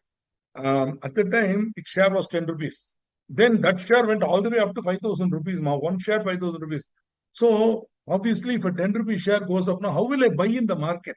So, what they will do, they divided the 10 rupee share into 5 rupees, two shares of 5 rupees each. So, then that 5,000 will become 2,500 per share. Then finally, they divided into 10 shares of 1 rupee each. So, today, the face value of one share of Infosys is 1 rupee. 1 rupee share is worth 2,000 something, 1,600, 500, whatever, I don't know. Okay. That is the 1 rupee. 1 rupee share is worth 2,500 rupees. Whatever, you check up the value, I don't know. Maybe on Sunday, I will know what is the value of Infosys. Okay. Every Sunday, when I get my portfolio statement, I will know what is the value of my shares. Now, okay, I'm so happy. I will note Ritvik Singh, warmth poetry. Thank you for that. Okay, good. So these are all the things you can do with your share capital. You can increase it, you can consolidate and divide it into larger size, convert to stock, reconvert to share, subdivide it. Finally, you can cancel shares, not taken up and diminish share capital. Please be careful. Listen to me, mind it. This is not paid up share capital. This is authorized capital. Suppose you are having 1 crore authorized capital. You feel that you don't need 1 crore. You want to reduce it to 25 lakhs. Then the balance on unissued capital, to the extent that you feel you don't need it, cancel shares not taken up and diminish share capital. This is different from reduction. We will be seeing reduction a little bit later in 62 like that. Reduction is different from diminishing. Reduction is where paid up share capital is reduced. I'm removing it. See, suppose he gave me 10 rupees. Now I'm saying you are entitled to only 1 rupee. The 9 rupees gone because of losses. See, penny stocks are there now. Boss, your 10 rupee share is now worth only 2 rupees. But I'm showing in the books like 10 rupees. So my lenders and all will come and say, look here, you want to do for us to have haircut. Now you also take haircut. Your 10 rupees will now become 2 rupees. Take it. That's called reduction of capital. Paid up share capital is reduced because it is not fully represented by assets. We'll see it little bit later. But this is cancel, where shares have not been issued at all. So I will reduce, just like you increase the authorized capital, here I am reducing the authorized capital. That's all. So that is why they are very clearly saying above cancellation shares of shares shall not be deemed to be reduction of share capital. Reduction is another topic here. We will be coming to it very shortly. Okay, not 62, sorry. See, the section numbers, I'm zero, yeah. I am not able to remember these section numbers. Okay, maybe it's my own age, old age, or maybe it's just that I'm not interested in remembering. In those days, I used to know 81. Preemptive right of equity shareholder was 81. Now that I still remember, but I'm not able to remember these numbers. Okay, I don't know why. In fact, in 2012, I stopped teaching company law. I was teaching in Prime Academy. So my corporate training became very busy. Practice also became very busy. 2012 and teaching, I felt I'm not able to do it. And that too, slightly becoming older. So standing in front of people and talking became very difficult. So I still take corporate training 6 hours, 9 hours. I take standing up, I talk. But so I stopped. Also, this 2013 law was such a mess. I started reading it and I found it to be such a mess and such bad English. I said, I'm not going to read, and I went away. Then again in pandemic 2020, our institute called for faculty. And I thought, okay, let me again read this law like that. Of course, the important provisions of the law relevant for my practice, I knew. See, actually, section 185, 186, 188, still, my lectures are liked by chartered accountants, not students, CAs, who are my students once upon a time. They used to come and listen. Section 188, which is not in your syllabus. Later on in self-paced, you will read it. 188, once I conducted a course for company secretaries. They were so happy. They came back and said, sir, it was like attending your old classes like that. They said, the point I'm trying to make is I'm becoming bored with this Companies Act 2013 because of its bad English, bad drafting, illogicalities. But now for teaching you all, I have started reading it again. And with all its illogicality, I have tried. So I'm unable to remember all this. I think buyback is 68. Rights issue is 62. 64, I think, reduction. I don't know. Okay. 185, 186, 188, 184. That batch, I know. Okay. 179 visa, no, 179, 180, 181. There I know because I use it regularly in my audit and all that. But this below 100, I become a little vague. Don't mistake me. Not knowing section number for me is not a problem. Okay. But if you can remember, it will be good. If you don't remember also, no problem. If you remember the content, it is enough. Now, we are getting into rights issue. Now, this is a very, very interesting topic. First of all, in the share market, okay, once again, thanks to Mansi Gupta for again and again saying your teaching is very well. Thank you. Now, Shukriya, Dhanyavad, whatever you want me to say, I will tell. Now, the point here is Nandri. In Tamil, it is Nandri. Okay. So, the point I'm trying to make is normally when we say rights issue now, it is seen as a good thing because usually rights issue is given to the existing, usually, always the rights issue is given to the existing shareholders. So when they make that rights offer, slightly better price they will give. Slightly better price than the main. Okay. So let me see if I have it. Let me see if I have it. If I have that, I will show you. Then I will then come back and I will take this class. Just give me 1 minute.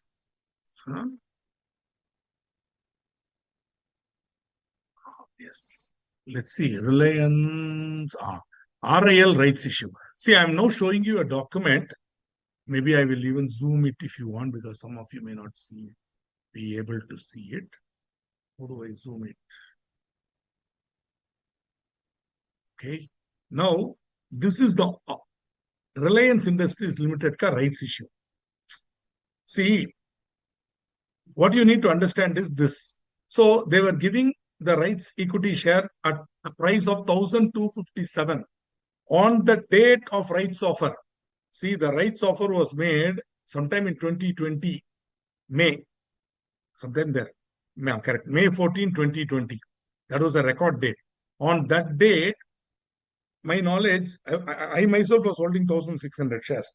So I was entitled to something like one right share for every 15 shares. So roughly I got about 16 shares. So 1,257. Whereas Reliance price was quoting in the market at 1,400 at that time. 1,000. So be clear 200. Please understand one thing. I will get that rights offer and it will be open for a limited period. Okay. The ratio is I will get one share for every 15. So 1,600 divided by 15, little more than if you do 1,600 divided by 16, something I got. I forget. I got 16 shares. That much I remember. Whatever it was. And 16 shares I got. Now that 16 shares I can either buy myself. So if I pay 1,257, I will get it. Or I can pass it on to somebody. I can sell my rights. That value of rights itself was quoting at 360 rupees on that day. The rights itself, please note what I'm saying. The right to buy one equity share through the rights offer can be sold. So what I did was I sold that rights offer. So I see 1,257 is the rights per equity share. Instead of buying it at 1,257, I sold the rights offer at 350 rupees now. 325 rupees, which take it as 320 rupees. Yeah. On that day, the market quotation was 1,450, which means 1,450 is the price of the share. 1,450 minus 320, I'm getting now for the rights. See, I'm giving the right to buy to somebody else. So that person will pay me 320 and he will buy it at 1,257. He will buy it at 1,257. So, whereas for me, if you calculate 1,450 market price minus 320, I'm getting from this fellow. If you reduce 1450 minus 320, you will get 1130. Yeah, that is called renouncing. I will renounce my right in favor of somebody, some stranger, somebody. Okay. In the market itself, my broker will do it for me. I don't have to do anything. My account will be credited with 320 into 16, whatever. Now, what I did was, see, I'm getting 320 per share. Now I'm renouncing. I bought the share in the market at 1450. 1450, I bought the share. Now, actually, net, my price is 1450 minus 320. 1130. So, which is better than 1257. Na? That window was open for about 5 days. After that, what happened? The rights price started going down and the Reliance price started going up. So that opportunity disappeared. But during that period, it was there actually. During that period, it was there. And using that benefit, I got it. Though my brother-in-law argued with me and said, "Hey, you are not paying 1,257 straight away." See, this was a very peculiar rights offer where they gave a rights offer with partly paid shares. Can you imagine? Normally, you can check out all issues, rights issue, IPO, FPO, everything, OFS, everything will be full price. Whatever is amount, you have to pay fully. But here, Mukesh Ambani said, it is enough if you pay me 25% now, 314.25 on application. Balance they were supposed to call. The calls were supposed to be made in May 21 and November 21. Boss, 21 has gone, 22 bhi gaya, now 23, now November 23 has come. Still, they have not called up this 314.25 plus 628.5. They have not called it up. Okay. So just I thought I will share this rights offer of Reliance with you, which according to me is a very interesting offer because it combines two things. It combines rights offer along with partly paid shares. Okay. Now, with this sort of practical knowledge, let us move to the conceptual framework. Before that, we'll have a small break for 5 minutes. Shall we? Small break for 5 minutes. Right? Okay. Sir, small break, sir. 5 minutes.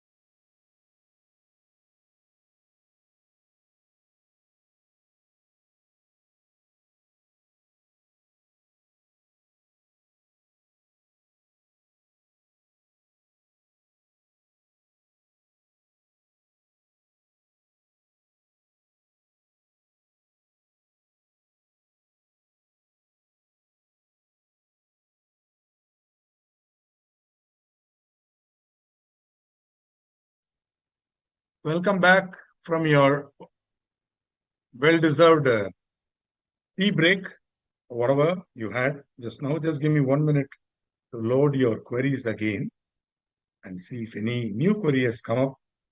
And so, Mr. Ninan Desai, thanks for your efforts. Thank you, sir. Thank you. And going on. So, basically, we saw that the application for shares, when shares are offered or through an offer document or prospectus, that when the member applies, when the potential investor applies, there is an offer and allotment is acceptance. We saw that in prospectus and allotment of securities. Now in rights issue, it is the reverse. See, normally the company will say, we are issuing so many shares. If you want, apply. When the application comes, it is an offer. Board of directors allots acceptance. In rights issue, company makes an offer, just like Reliance Industries. It makes an offer to the shareholders, right? Now, that shareholder can apply, offer that, take it or not. So, but normally, an offer can be accepted only by the person to whom it is made, normal. But here, there is an exception.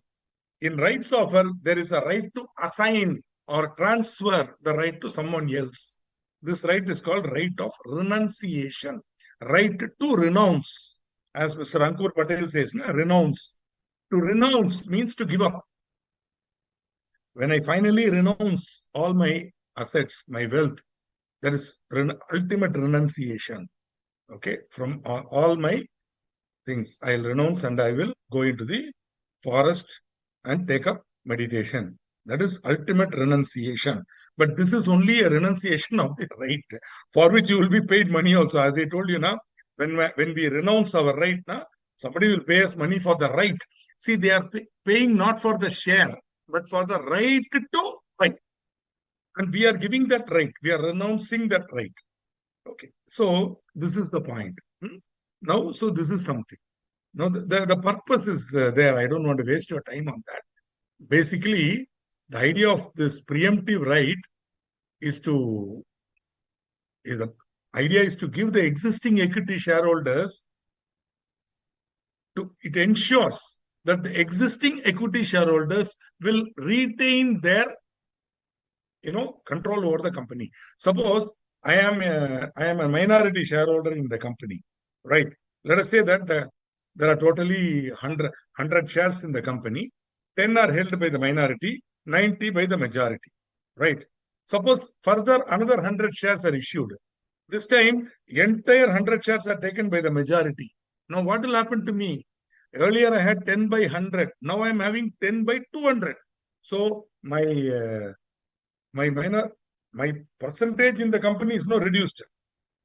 My 10 has now become 5%. When it was 10%, now it has become 5%. So, in order to protect me, the law says, look here, whenever you make a further issue of shares, then the existing shareholders have to be given proportionately the same number of shares. So that proportionately, so that when the fresh 100 is issued, I should get 10 and they will get 90. So that in the increased capital, 200, I'm having 20. So my percentage is maintained. So the purpose of this provision is to ensure that the majority will not dilute the minority. That is why my guru used to ask, when a photograph is enlarged, which part will be enlarged more? Only the head? No. All parts will be enlarged, right? Proportionately.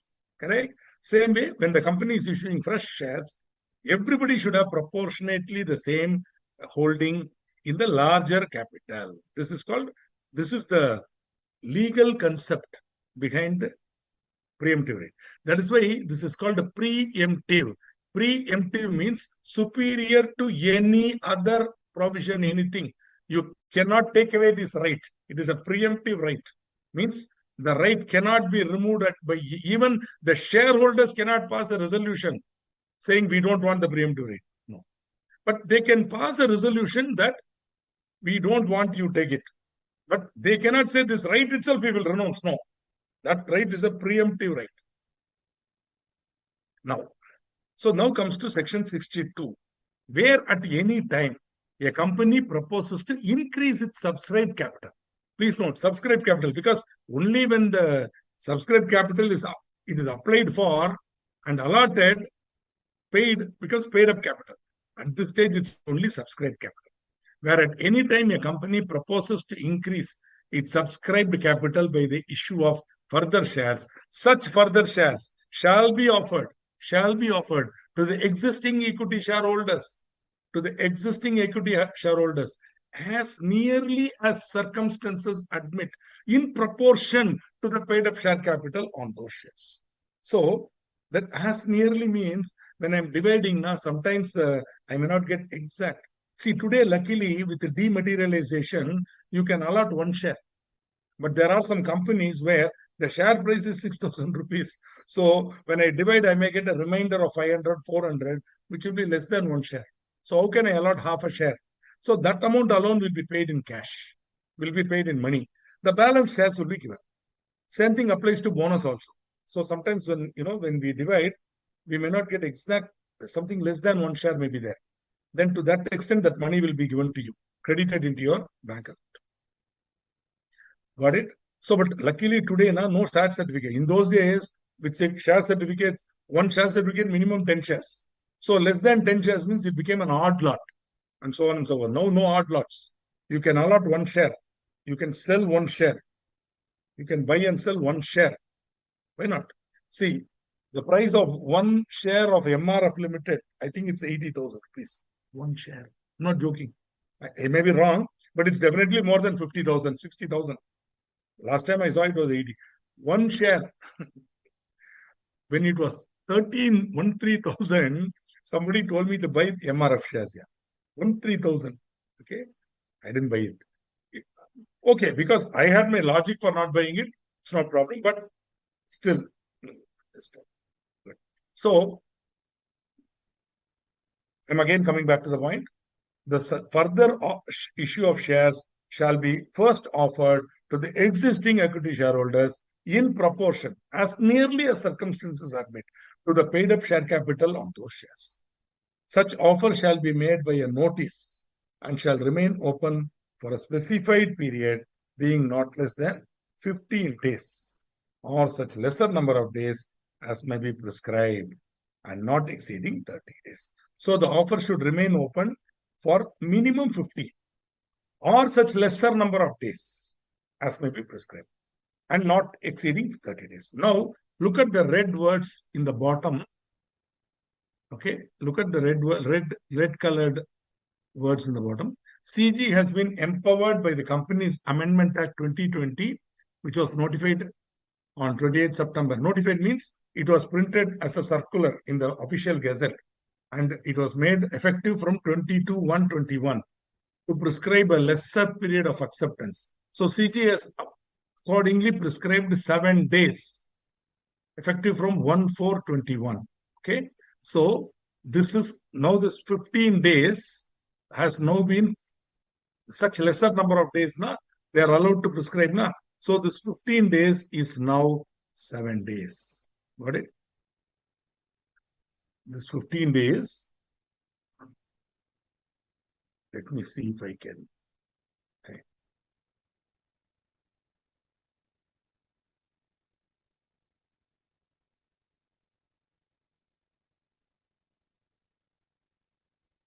This 15 days is now 7 days. Okay. Instead of 15 days, now you should read it as 7 days, because central government has been given the power to prescribe lesser number of days. So it is enough if you keep it open for 7 days, maximum 30 days. But normally companies keep it open for 15 days, 20 days like that. They don't take advantage of 7 days, but 7 days is enough. Okay. See, after all, the law feels, I think, it is in your interest to accept it. If you don't want to accept it, leave it. 7 days is enough like that. Now, please note, where 90% of the members of a private company consent in writing or by electronic mode, then the offer may remain open for lesser period than stated above.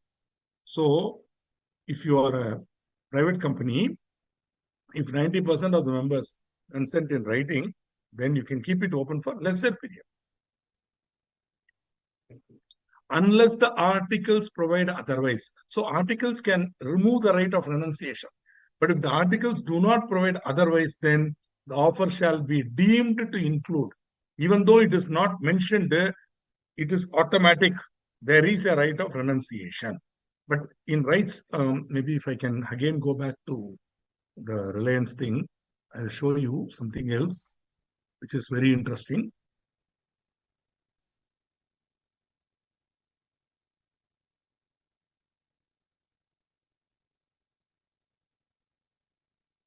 One sec, which is very interesting. So here they will give you the rights, right of renunciation also.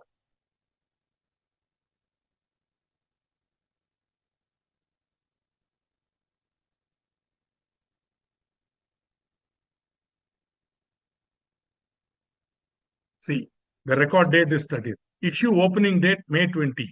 Last date on market renunciation, May 29. Are you able to see? They are giving you 9 days. From 20 opening date, last date for on-market renunciation, 29. That means after May 29, renunciation not possible. Okay. That's only for renunciation. Last date for providing demat details by physical shareholders. Last date for credit of rights entitlement to demat accounts. Okay. Got it?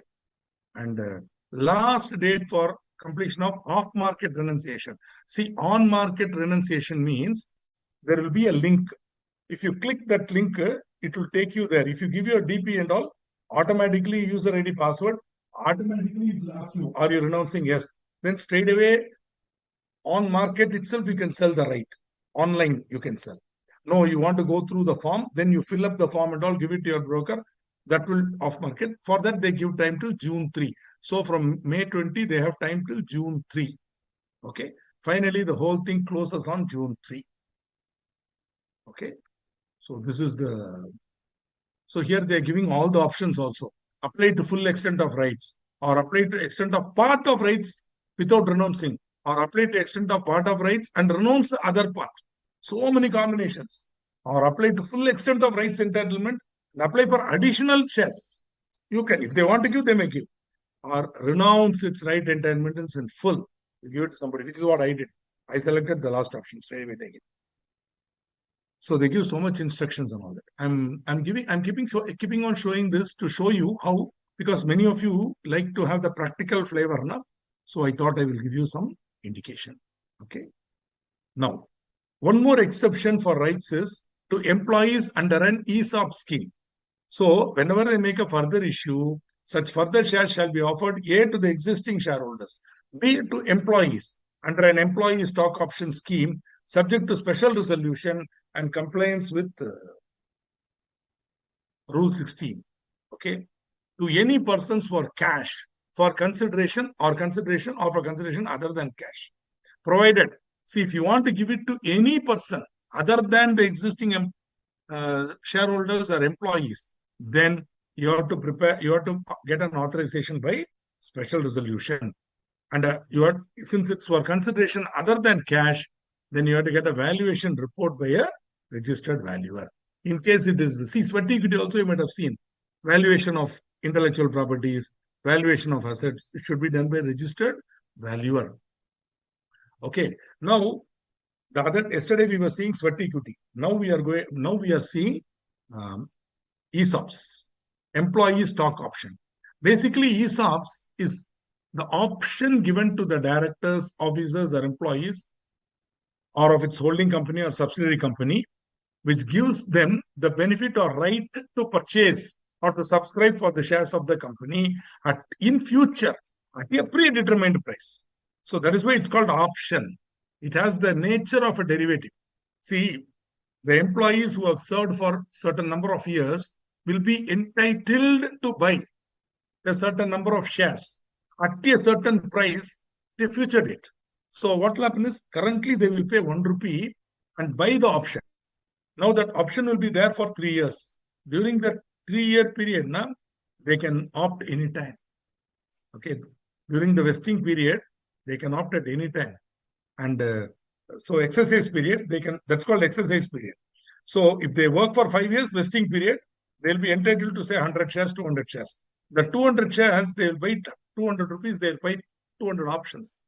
There is a contract between the company and the employee by which whenever the employee wants, during the exercise period, he can buy the option. He can buy the share at a predetermined price. Suppose the share is quoting today as 700 rupees.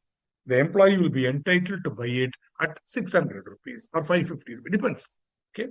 So this is called ESOP. So the company is basically offering the share below the market price. This is not a discount. The paid up value will be only 10 rupees or whatever. But when he is buying, the premium amount will be lower than market.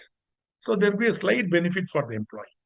But that benefit will be taxed in his hands as a perquisite.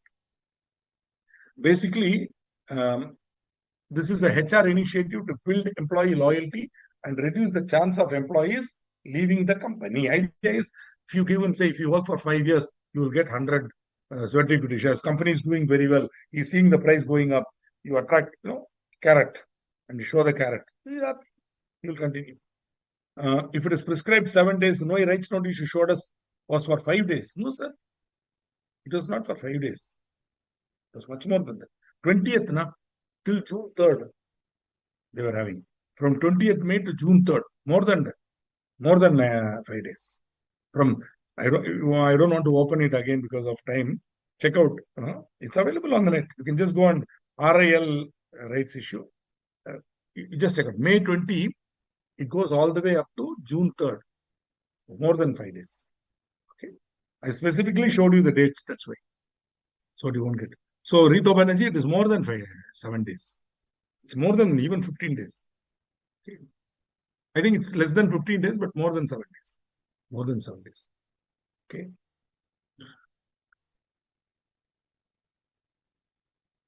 Okay, you are confusing between on market and off market. Okay. Let us see. More of that. You are confused with off market and on market. Great. So the issue opens on May 20, sir. Last date for on market is May 29. That is 9 days, na? 9 days, na? And the offer itself is open from May 20 right up to June 3. May 20 right up to June 3. The offer itself is open. Okay, so how do you say 5 days? I don't know. Where you get 5 days? I don't know. See, this is the record date. May 14 is the record date. That is, those people whose name is entered in the register of members on May 14 will get the offer. You understand, sir? Are you confusing with this one, this 14 and 20? So you're saying 15, 16, 17, 18, 19, and then also 6 days. Anyway, point is, this is not, don't take this. This is record date. That is, whosoever name is there on May 14 only will get the offer. Suppose you are registering it on 16th, buying it on 16th, you are not entitled to the rights offer. So once you are there on May 14, they will send you the rights offer. That issue opens on 20th and it is open till 29th for renunciation on market. Off market right up to 3rd. And the offer closes on 3rd. Have you understood, Rito Banerjee? I think in a good thing I showed you. I think there's a confusion. Am I correct? That's right. Now I understand. You are confused the record date. Record date is only date on which, see, record date is there for bonus, dividend, rights, all that. They will announce a date. On that date, if you are the owner of the share, you are entitled for the offer, or you are entitled for the bonus, or you are entitled for the dividend. But so if you want, you can transfer your share, buy shares. So nearing that record date, price will go up slightly. Like that. Good. No, good. Please ask questions like this so that we can clarify it for you. In addition to this, there may be some debentures and loans which carry an option for conversion into shares. Debentures and loans may carry an option for conversion into shares of the company. Okay, meaning at the time of issue of the debenture or loan, we might say you have the right to convert. So nothing in this section shall apply. That means what? They are saying now, whenever further issue of shares are made, that shall be offered to existing equity. In case you want to give it to employee, pass a special resolution. In case you want to give it to totally unconnected person, then special resolution. All this will not apply where loans at the time of borrowing, we have given an option for conversion into shares. So where that option is exercised, so nothing is section will apply to the increase of the subscribed capital caused by the exercise of such an option. See, that creditor is now coming and saying, see, as per my clause, I am entitled to convert issue. So that allotment, I will not be violating section 62. Nothing in this section shall apply to this conversion by a lender who's at the time of making borrowing, at the time of raising the loan, okay, that the terms should have been approved by a special resolution passed before the issue of the debentures or raising of the loans. So you subsequently, after borrowing the money or after issuing the debentures, you cannot pass a special resolution to give them the option for conversion. The option for conversion should have been approved by the special resolution passed before the issue of debentures or raising of the loans. Fairly simple now. Quite clear. I am seeing that number of questions is also less, obviously, because this from now on it will be fairly straightforward sections. This is another exception. See, 62.3 is one exception. 62.4 is another exception. They are saying, look here, suppose debentures have been issued to or loans have been obtained from the government. Here we are talking about non-governmental lenders and debenture holders. Here we are talking about government itself, state government or central government is a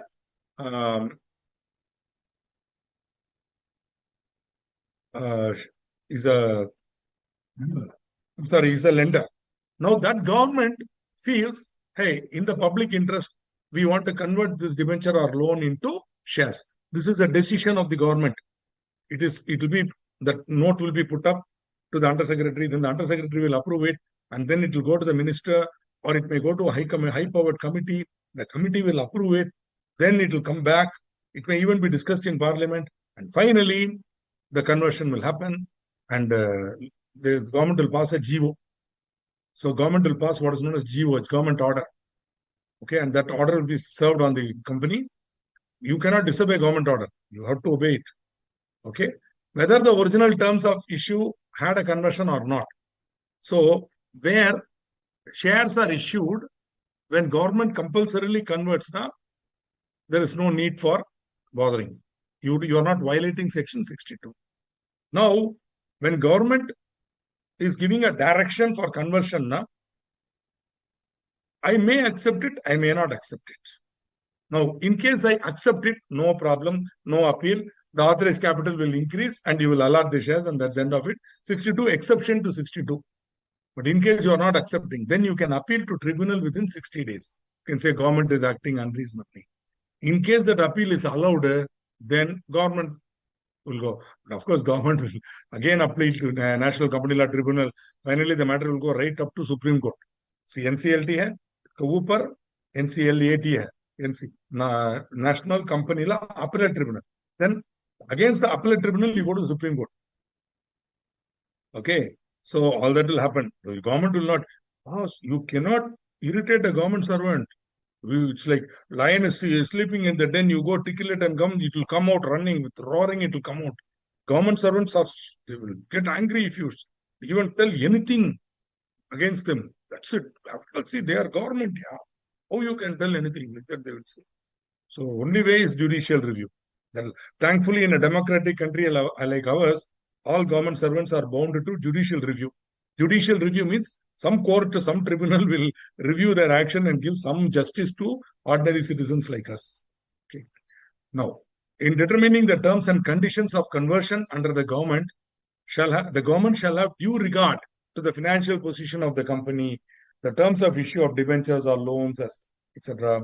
Rate of interest. See, think about it. When will the government convert? Yeah, one, the company is being mismanaged. Maybe it's a joint venture company and it is being mismanaged. Now the government feels that it is better for the government to take over and run it. So that is what public interest is about. Maybe because of the mismanagement, the employee's interest is affected. Workman interest is affected. Company may become insolvent. So in those cases, the central government may say, hey, we will revive this, give it to us. So in those cases only they will do it. Just like that, they should not normally do it. So rights issue over. Hopefully no questions as I can see. Great. Moving on to bonus issue. 63. So 62 rights, 63 bonus. Srikanth, remember. Okay, I'm telling myself because you people will remember. This Buddha has to remember.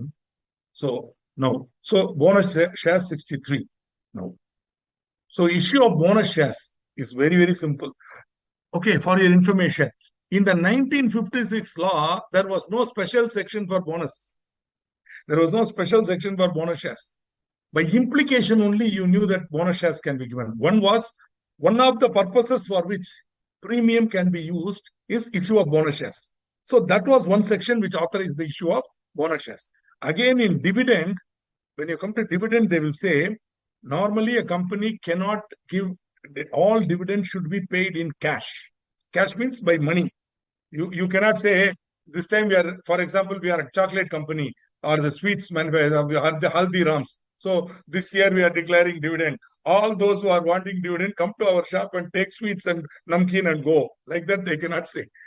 If you declare dividend, dividend should be paid in money. Exception is stock dividend. There you will see. Stock dividend. What do you mean by stock dividend? Where a portion of the profits, instead of giving it as money dividend, we give it to you as free shares. You don't pay anything. Bonus. Take it. You are already holding 100 shares. We'll give you another 50. Take it. Enjoy. That 50 share is coming to you. But it is not coming free. It is your own profit only, which is there in the form of reserves. We are now converting it into equity and giving it to you. Now, what is the one advantage is when I get that 50 additional shares now, I can simply sell it in the market. And that money becomes a kind of money for. That is why it's called stock dividend. Of course, this is not declaration of dividend out of capital. Please, only when I take money and pay, it's wrong. Here I'm giving you additional shares. You are getting bigger stake in the company. Once upon a time, Dhirubhai Ambani was a great he was a hero among the Indian stock market investors. You know why? Every 2 years, once in every 2 years, religiously, Reliance Industries Limited will give bonus, dividend. That way, Dhirubhai was always good to his shareholders. Okay, he was such a great man that he will never, which is one of the reasons why whatever they may say about Reliance, etc., I still hold my Reliance shares. In fact, when I bought Reliance shares in 2002 for something like 250 rupees or so, at the time people used to say, you will not sell your Reliance share at all ever in your life. You will sell your Reliance share only for two purposes. One is for your daughter's marriage. Like that they will say. For such reasons only you will sell. But luckily when my daughter got married, I didn't have to sell my Sundaram Finance shares or my Reliance shares. See, these are all shares are called blue chip. Normally nobody will sell those shares. In fact, now when I keep looking at my portfolio, I realize, hey, these shares I'm never going to sell. I called my son and I said, look here, these are all your shares because till I live, I will be looking at them. Then I will die, you will take it. Maybe Reliance Industry share will be in our family forever. Nobody will sell in our family. See, I'm not joking. I'm not trying to waste your time.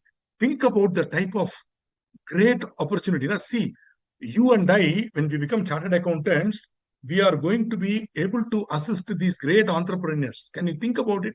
Even being able to advise them and even being able to work with them, what a great opportunity, no?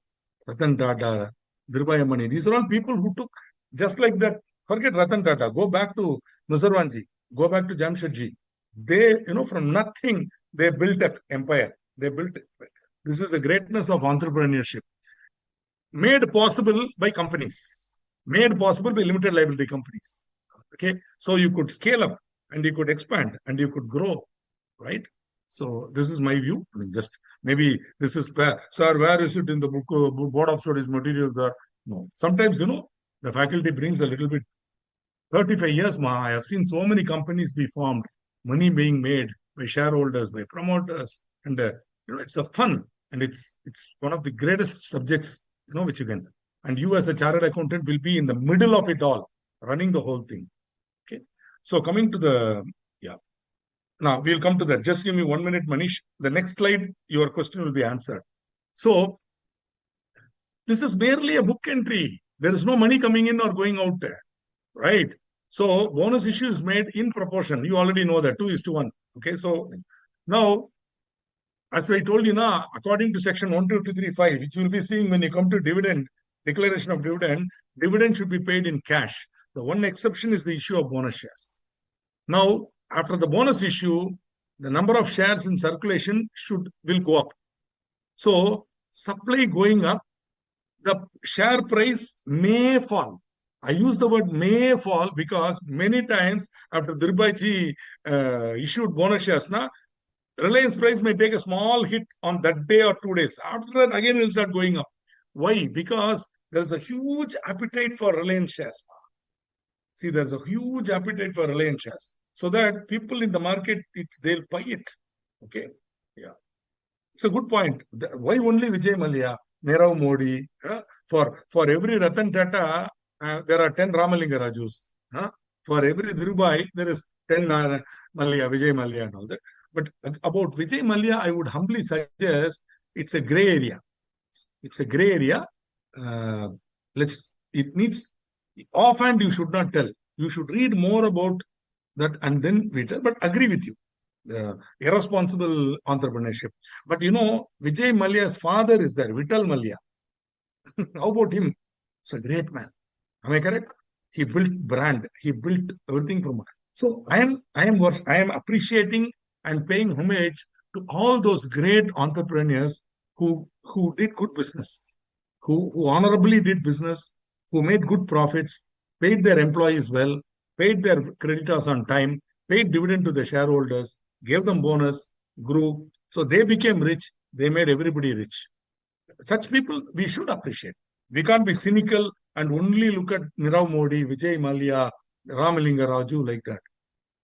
For these people, there are great people. But unfortunately, because possibly this is Kali Yuga, for every one Ratan Tata, there are 10 Ramalinga Rajus. It should be other way, na? For every one Ramalinga Raju, there should be 10 Ratan Tatas. No. For one Ratan Tata, there is 10 Ramalinga Raju. That is the problem. That is why there are so many companies in the stock market. Not all of them are good. Not all of them can enter my portfolio. Got my point? My portfolio, to enter it should be a totally different story. So that's very few companies only can enter. Have you understood my point, Madhav? So being cynical is one thing and commenting negative is one thing. But thinking positive, very difficult. Think about it. Gravity will pull you down, negative energy. But you keep straight. You keep defying gravity. That is positive energy. Okay? Because gravity is pulling you down. If negatively you go down like this, then you should pick yourself up. Hold your head straight and go on with life. There will be bad people, yeah. But there are good people also. Okay? Coming to your question, Manish Kumar. Yes, bonus shares may be issued out of free reserves. You are using the word revenue reserve. I would humbly ask you to relook at the word I'm using here. Free reserve means such reserves which, as per the latest audited balance sheet of a company, are available for distribution as dividend. So you are using the word revenue reserve. But revenue reserve, don't use it. It is not defined in the law. Free reserve is defined. Same, almost same, but the qualifier is the reserve should be available for distribution as dividend. All right? This is a definition. At that time when I taught you preliminary, I didn't teach this definition. I know I'm going to teach it here. That is why I didn't teach it there. Free reserves means such reserves. Please remember it. This is very important. Even if you don't remember 2 subsection 43, that is okay. I want you to remember such reserves as are available for distribution as dividend. Now, as you say, revenue reserves are available for distribution as dividend. Revenue reserves are available for distribution as dividend. One more thing. Capital reserve also can be used for dividend. Yes. For example, a company is having land, okay, which was purchased out of its earlier profits. Now that land has grown 10 times. So the company wants to declare a dividend. So they can sell that land and make profit now. That capital profit realized in cash. Means always cash means money. Realized in money, not notional, can be used for issue of for dividend. Therefore, bonus can also be given out of that. Okay. Similarly, bonus issue may be made out of securities premium account. We already saw that. One of the 3 or 5 matters.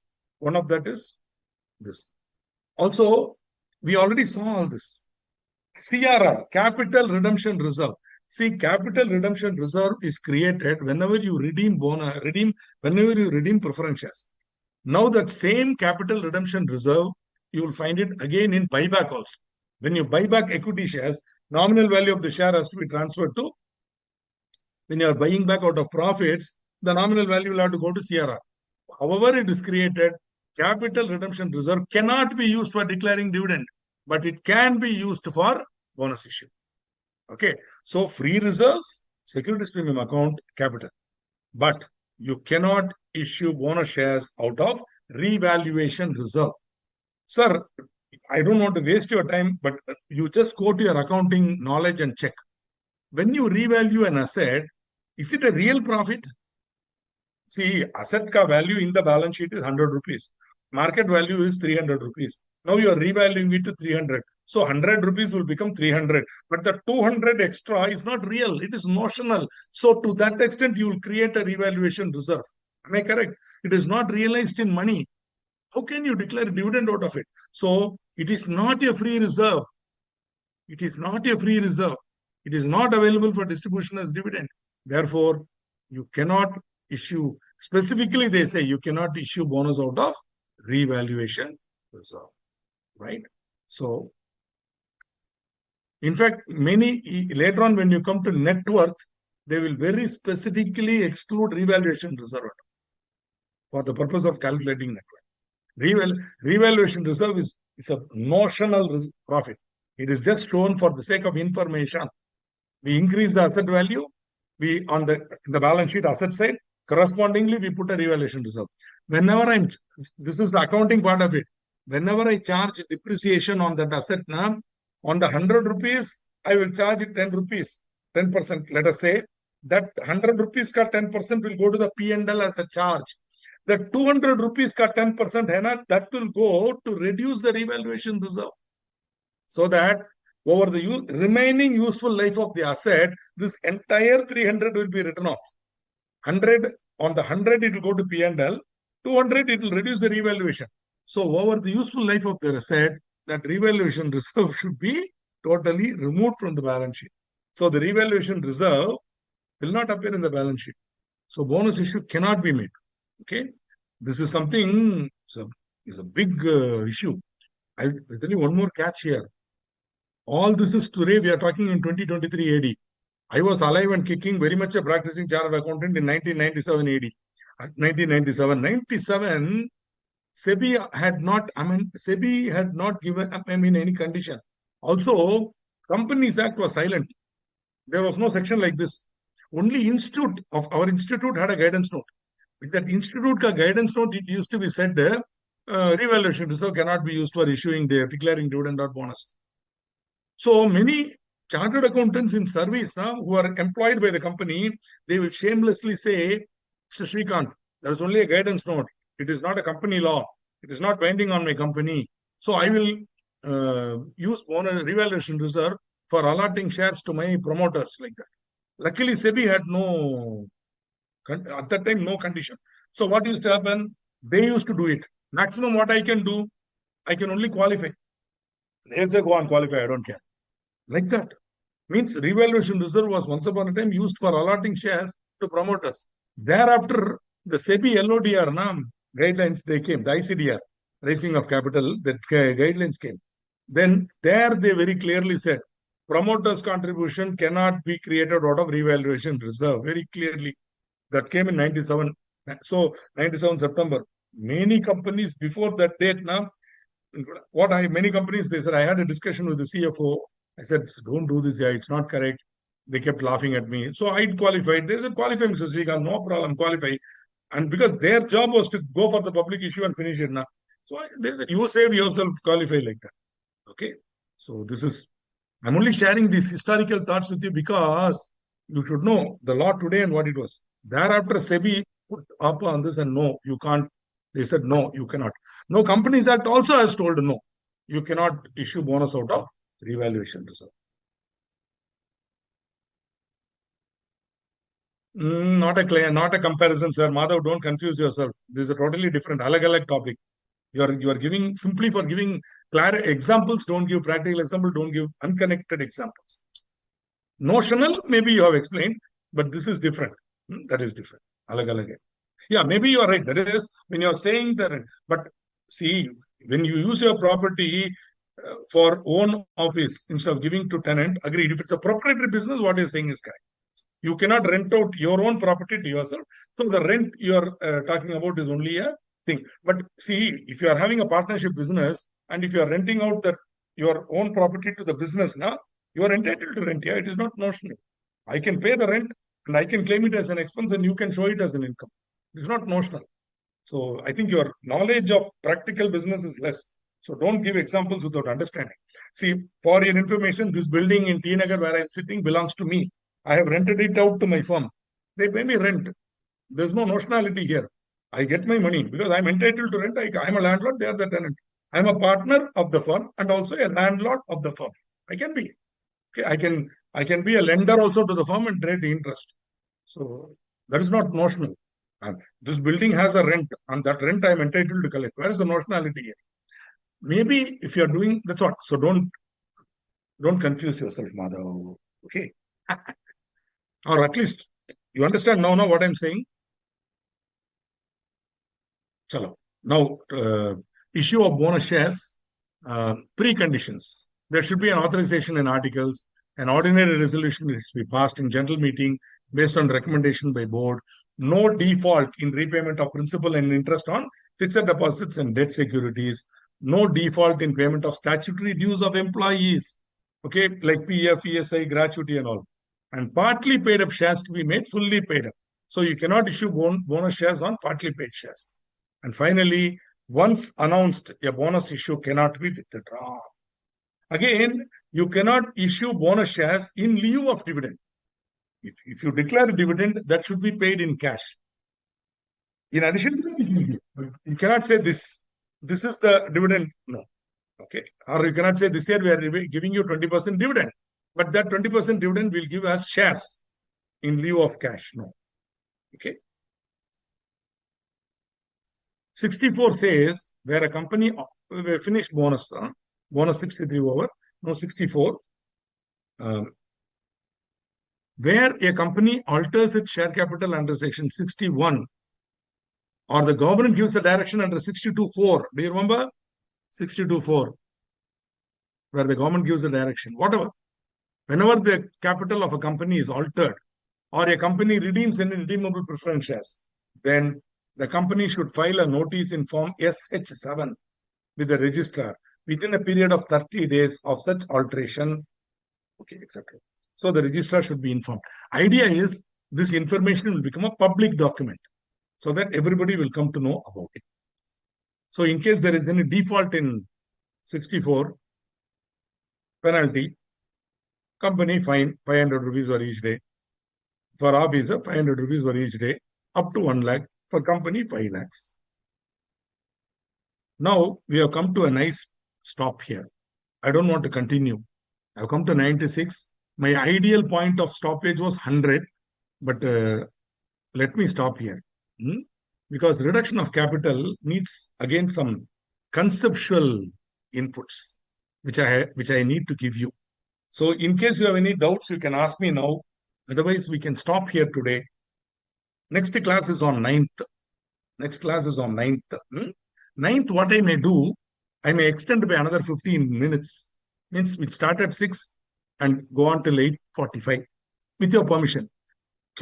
Because I will finish this topic.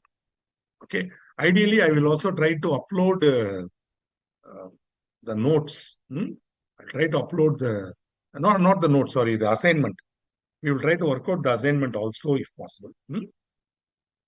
There's an assignment for share capital and debentures. Try to upload it. Do we need to remember penalty? Yes, sir. They occasionally ask you. So what I suggest now, I was thinking about it that some student will ask, and you have asked me, Rohan. What I suggest now, you have an Excel spreadsheet. I hope all of you are familiar with Excel. Or else take a kagas and just put columns and all, company, officer, and default like that. Then briefly write down what is the nature of the offense, penalty for default complaint. Then you keep writing it out. And then suddenly you will find a pattern is emerging. So across sections, if you want to prepare it, you prepare it on your own. That way you will remember it. Yad will be there. But if you don't want 500, 5 lakh, 500, 5 lakh, you put everything, those commonalities you put together. And then you remember those sections and say, hey, this section all common. This is how intelligent students will do it. Okay. So that way you can remember. Okay. Where are you from? I am from India. If you want to meet me, Prashant, when I come to which part of India you are, you can meet me there. I'll be visiting all over the country whenever I want. Or if you are from Madhya Pradesh or Chhattisgarh, I will come. Raipur, I will come. Okay.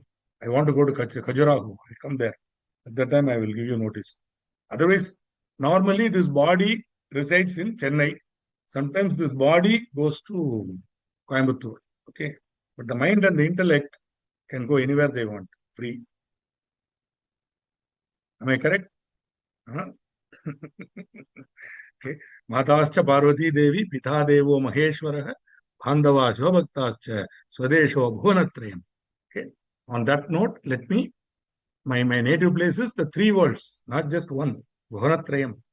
Okay. So wherever I want, I can go. Chalo. With that, on that note and with that wish to you, I wish you all a great evening ahead, and let's meet again.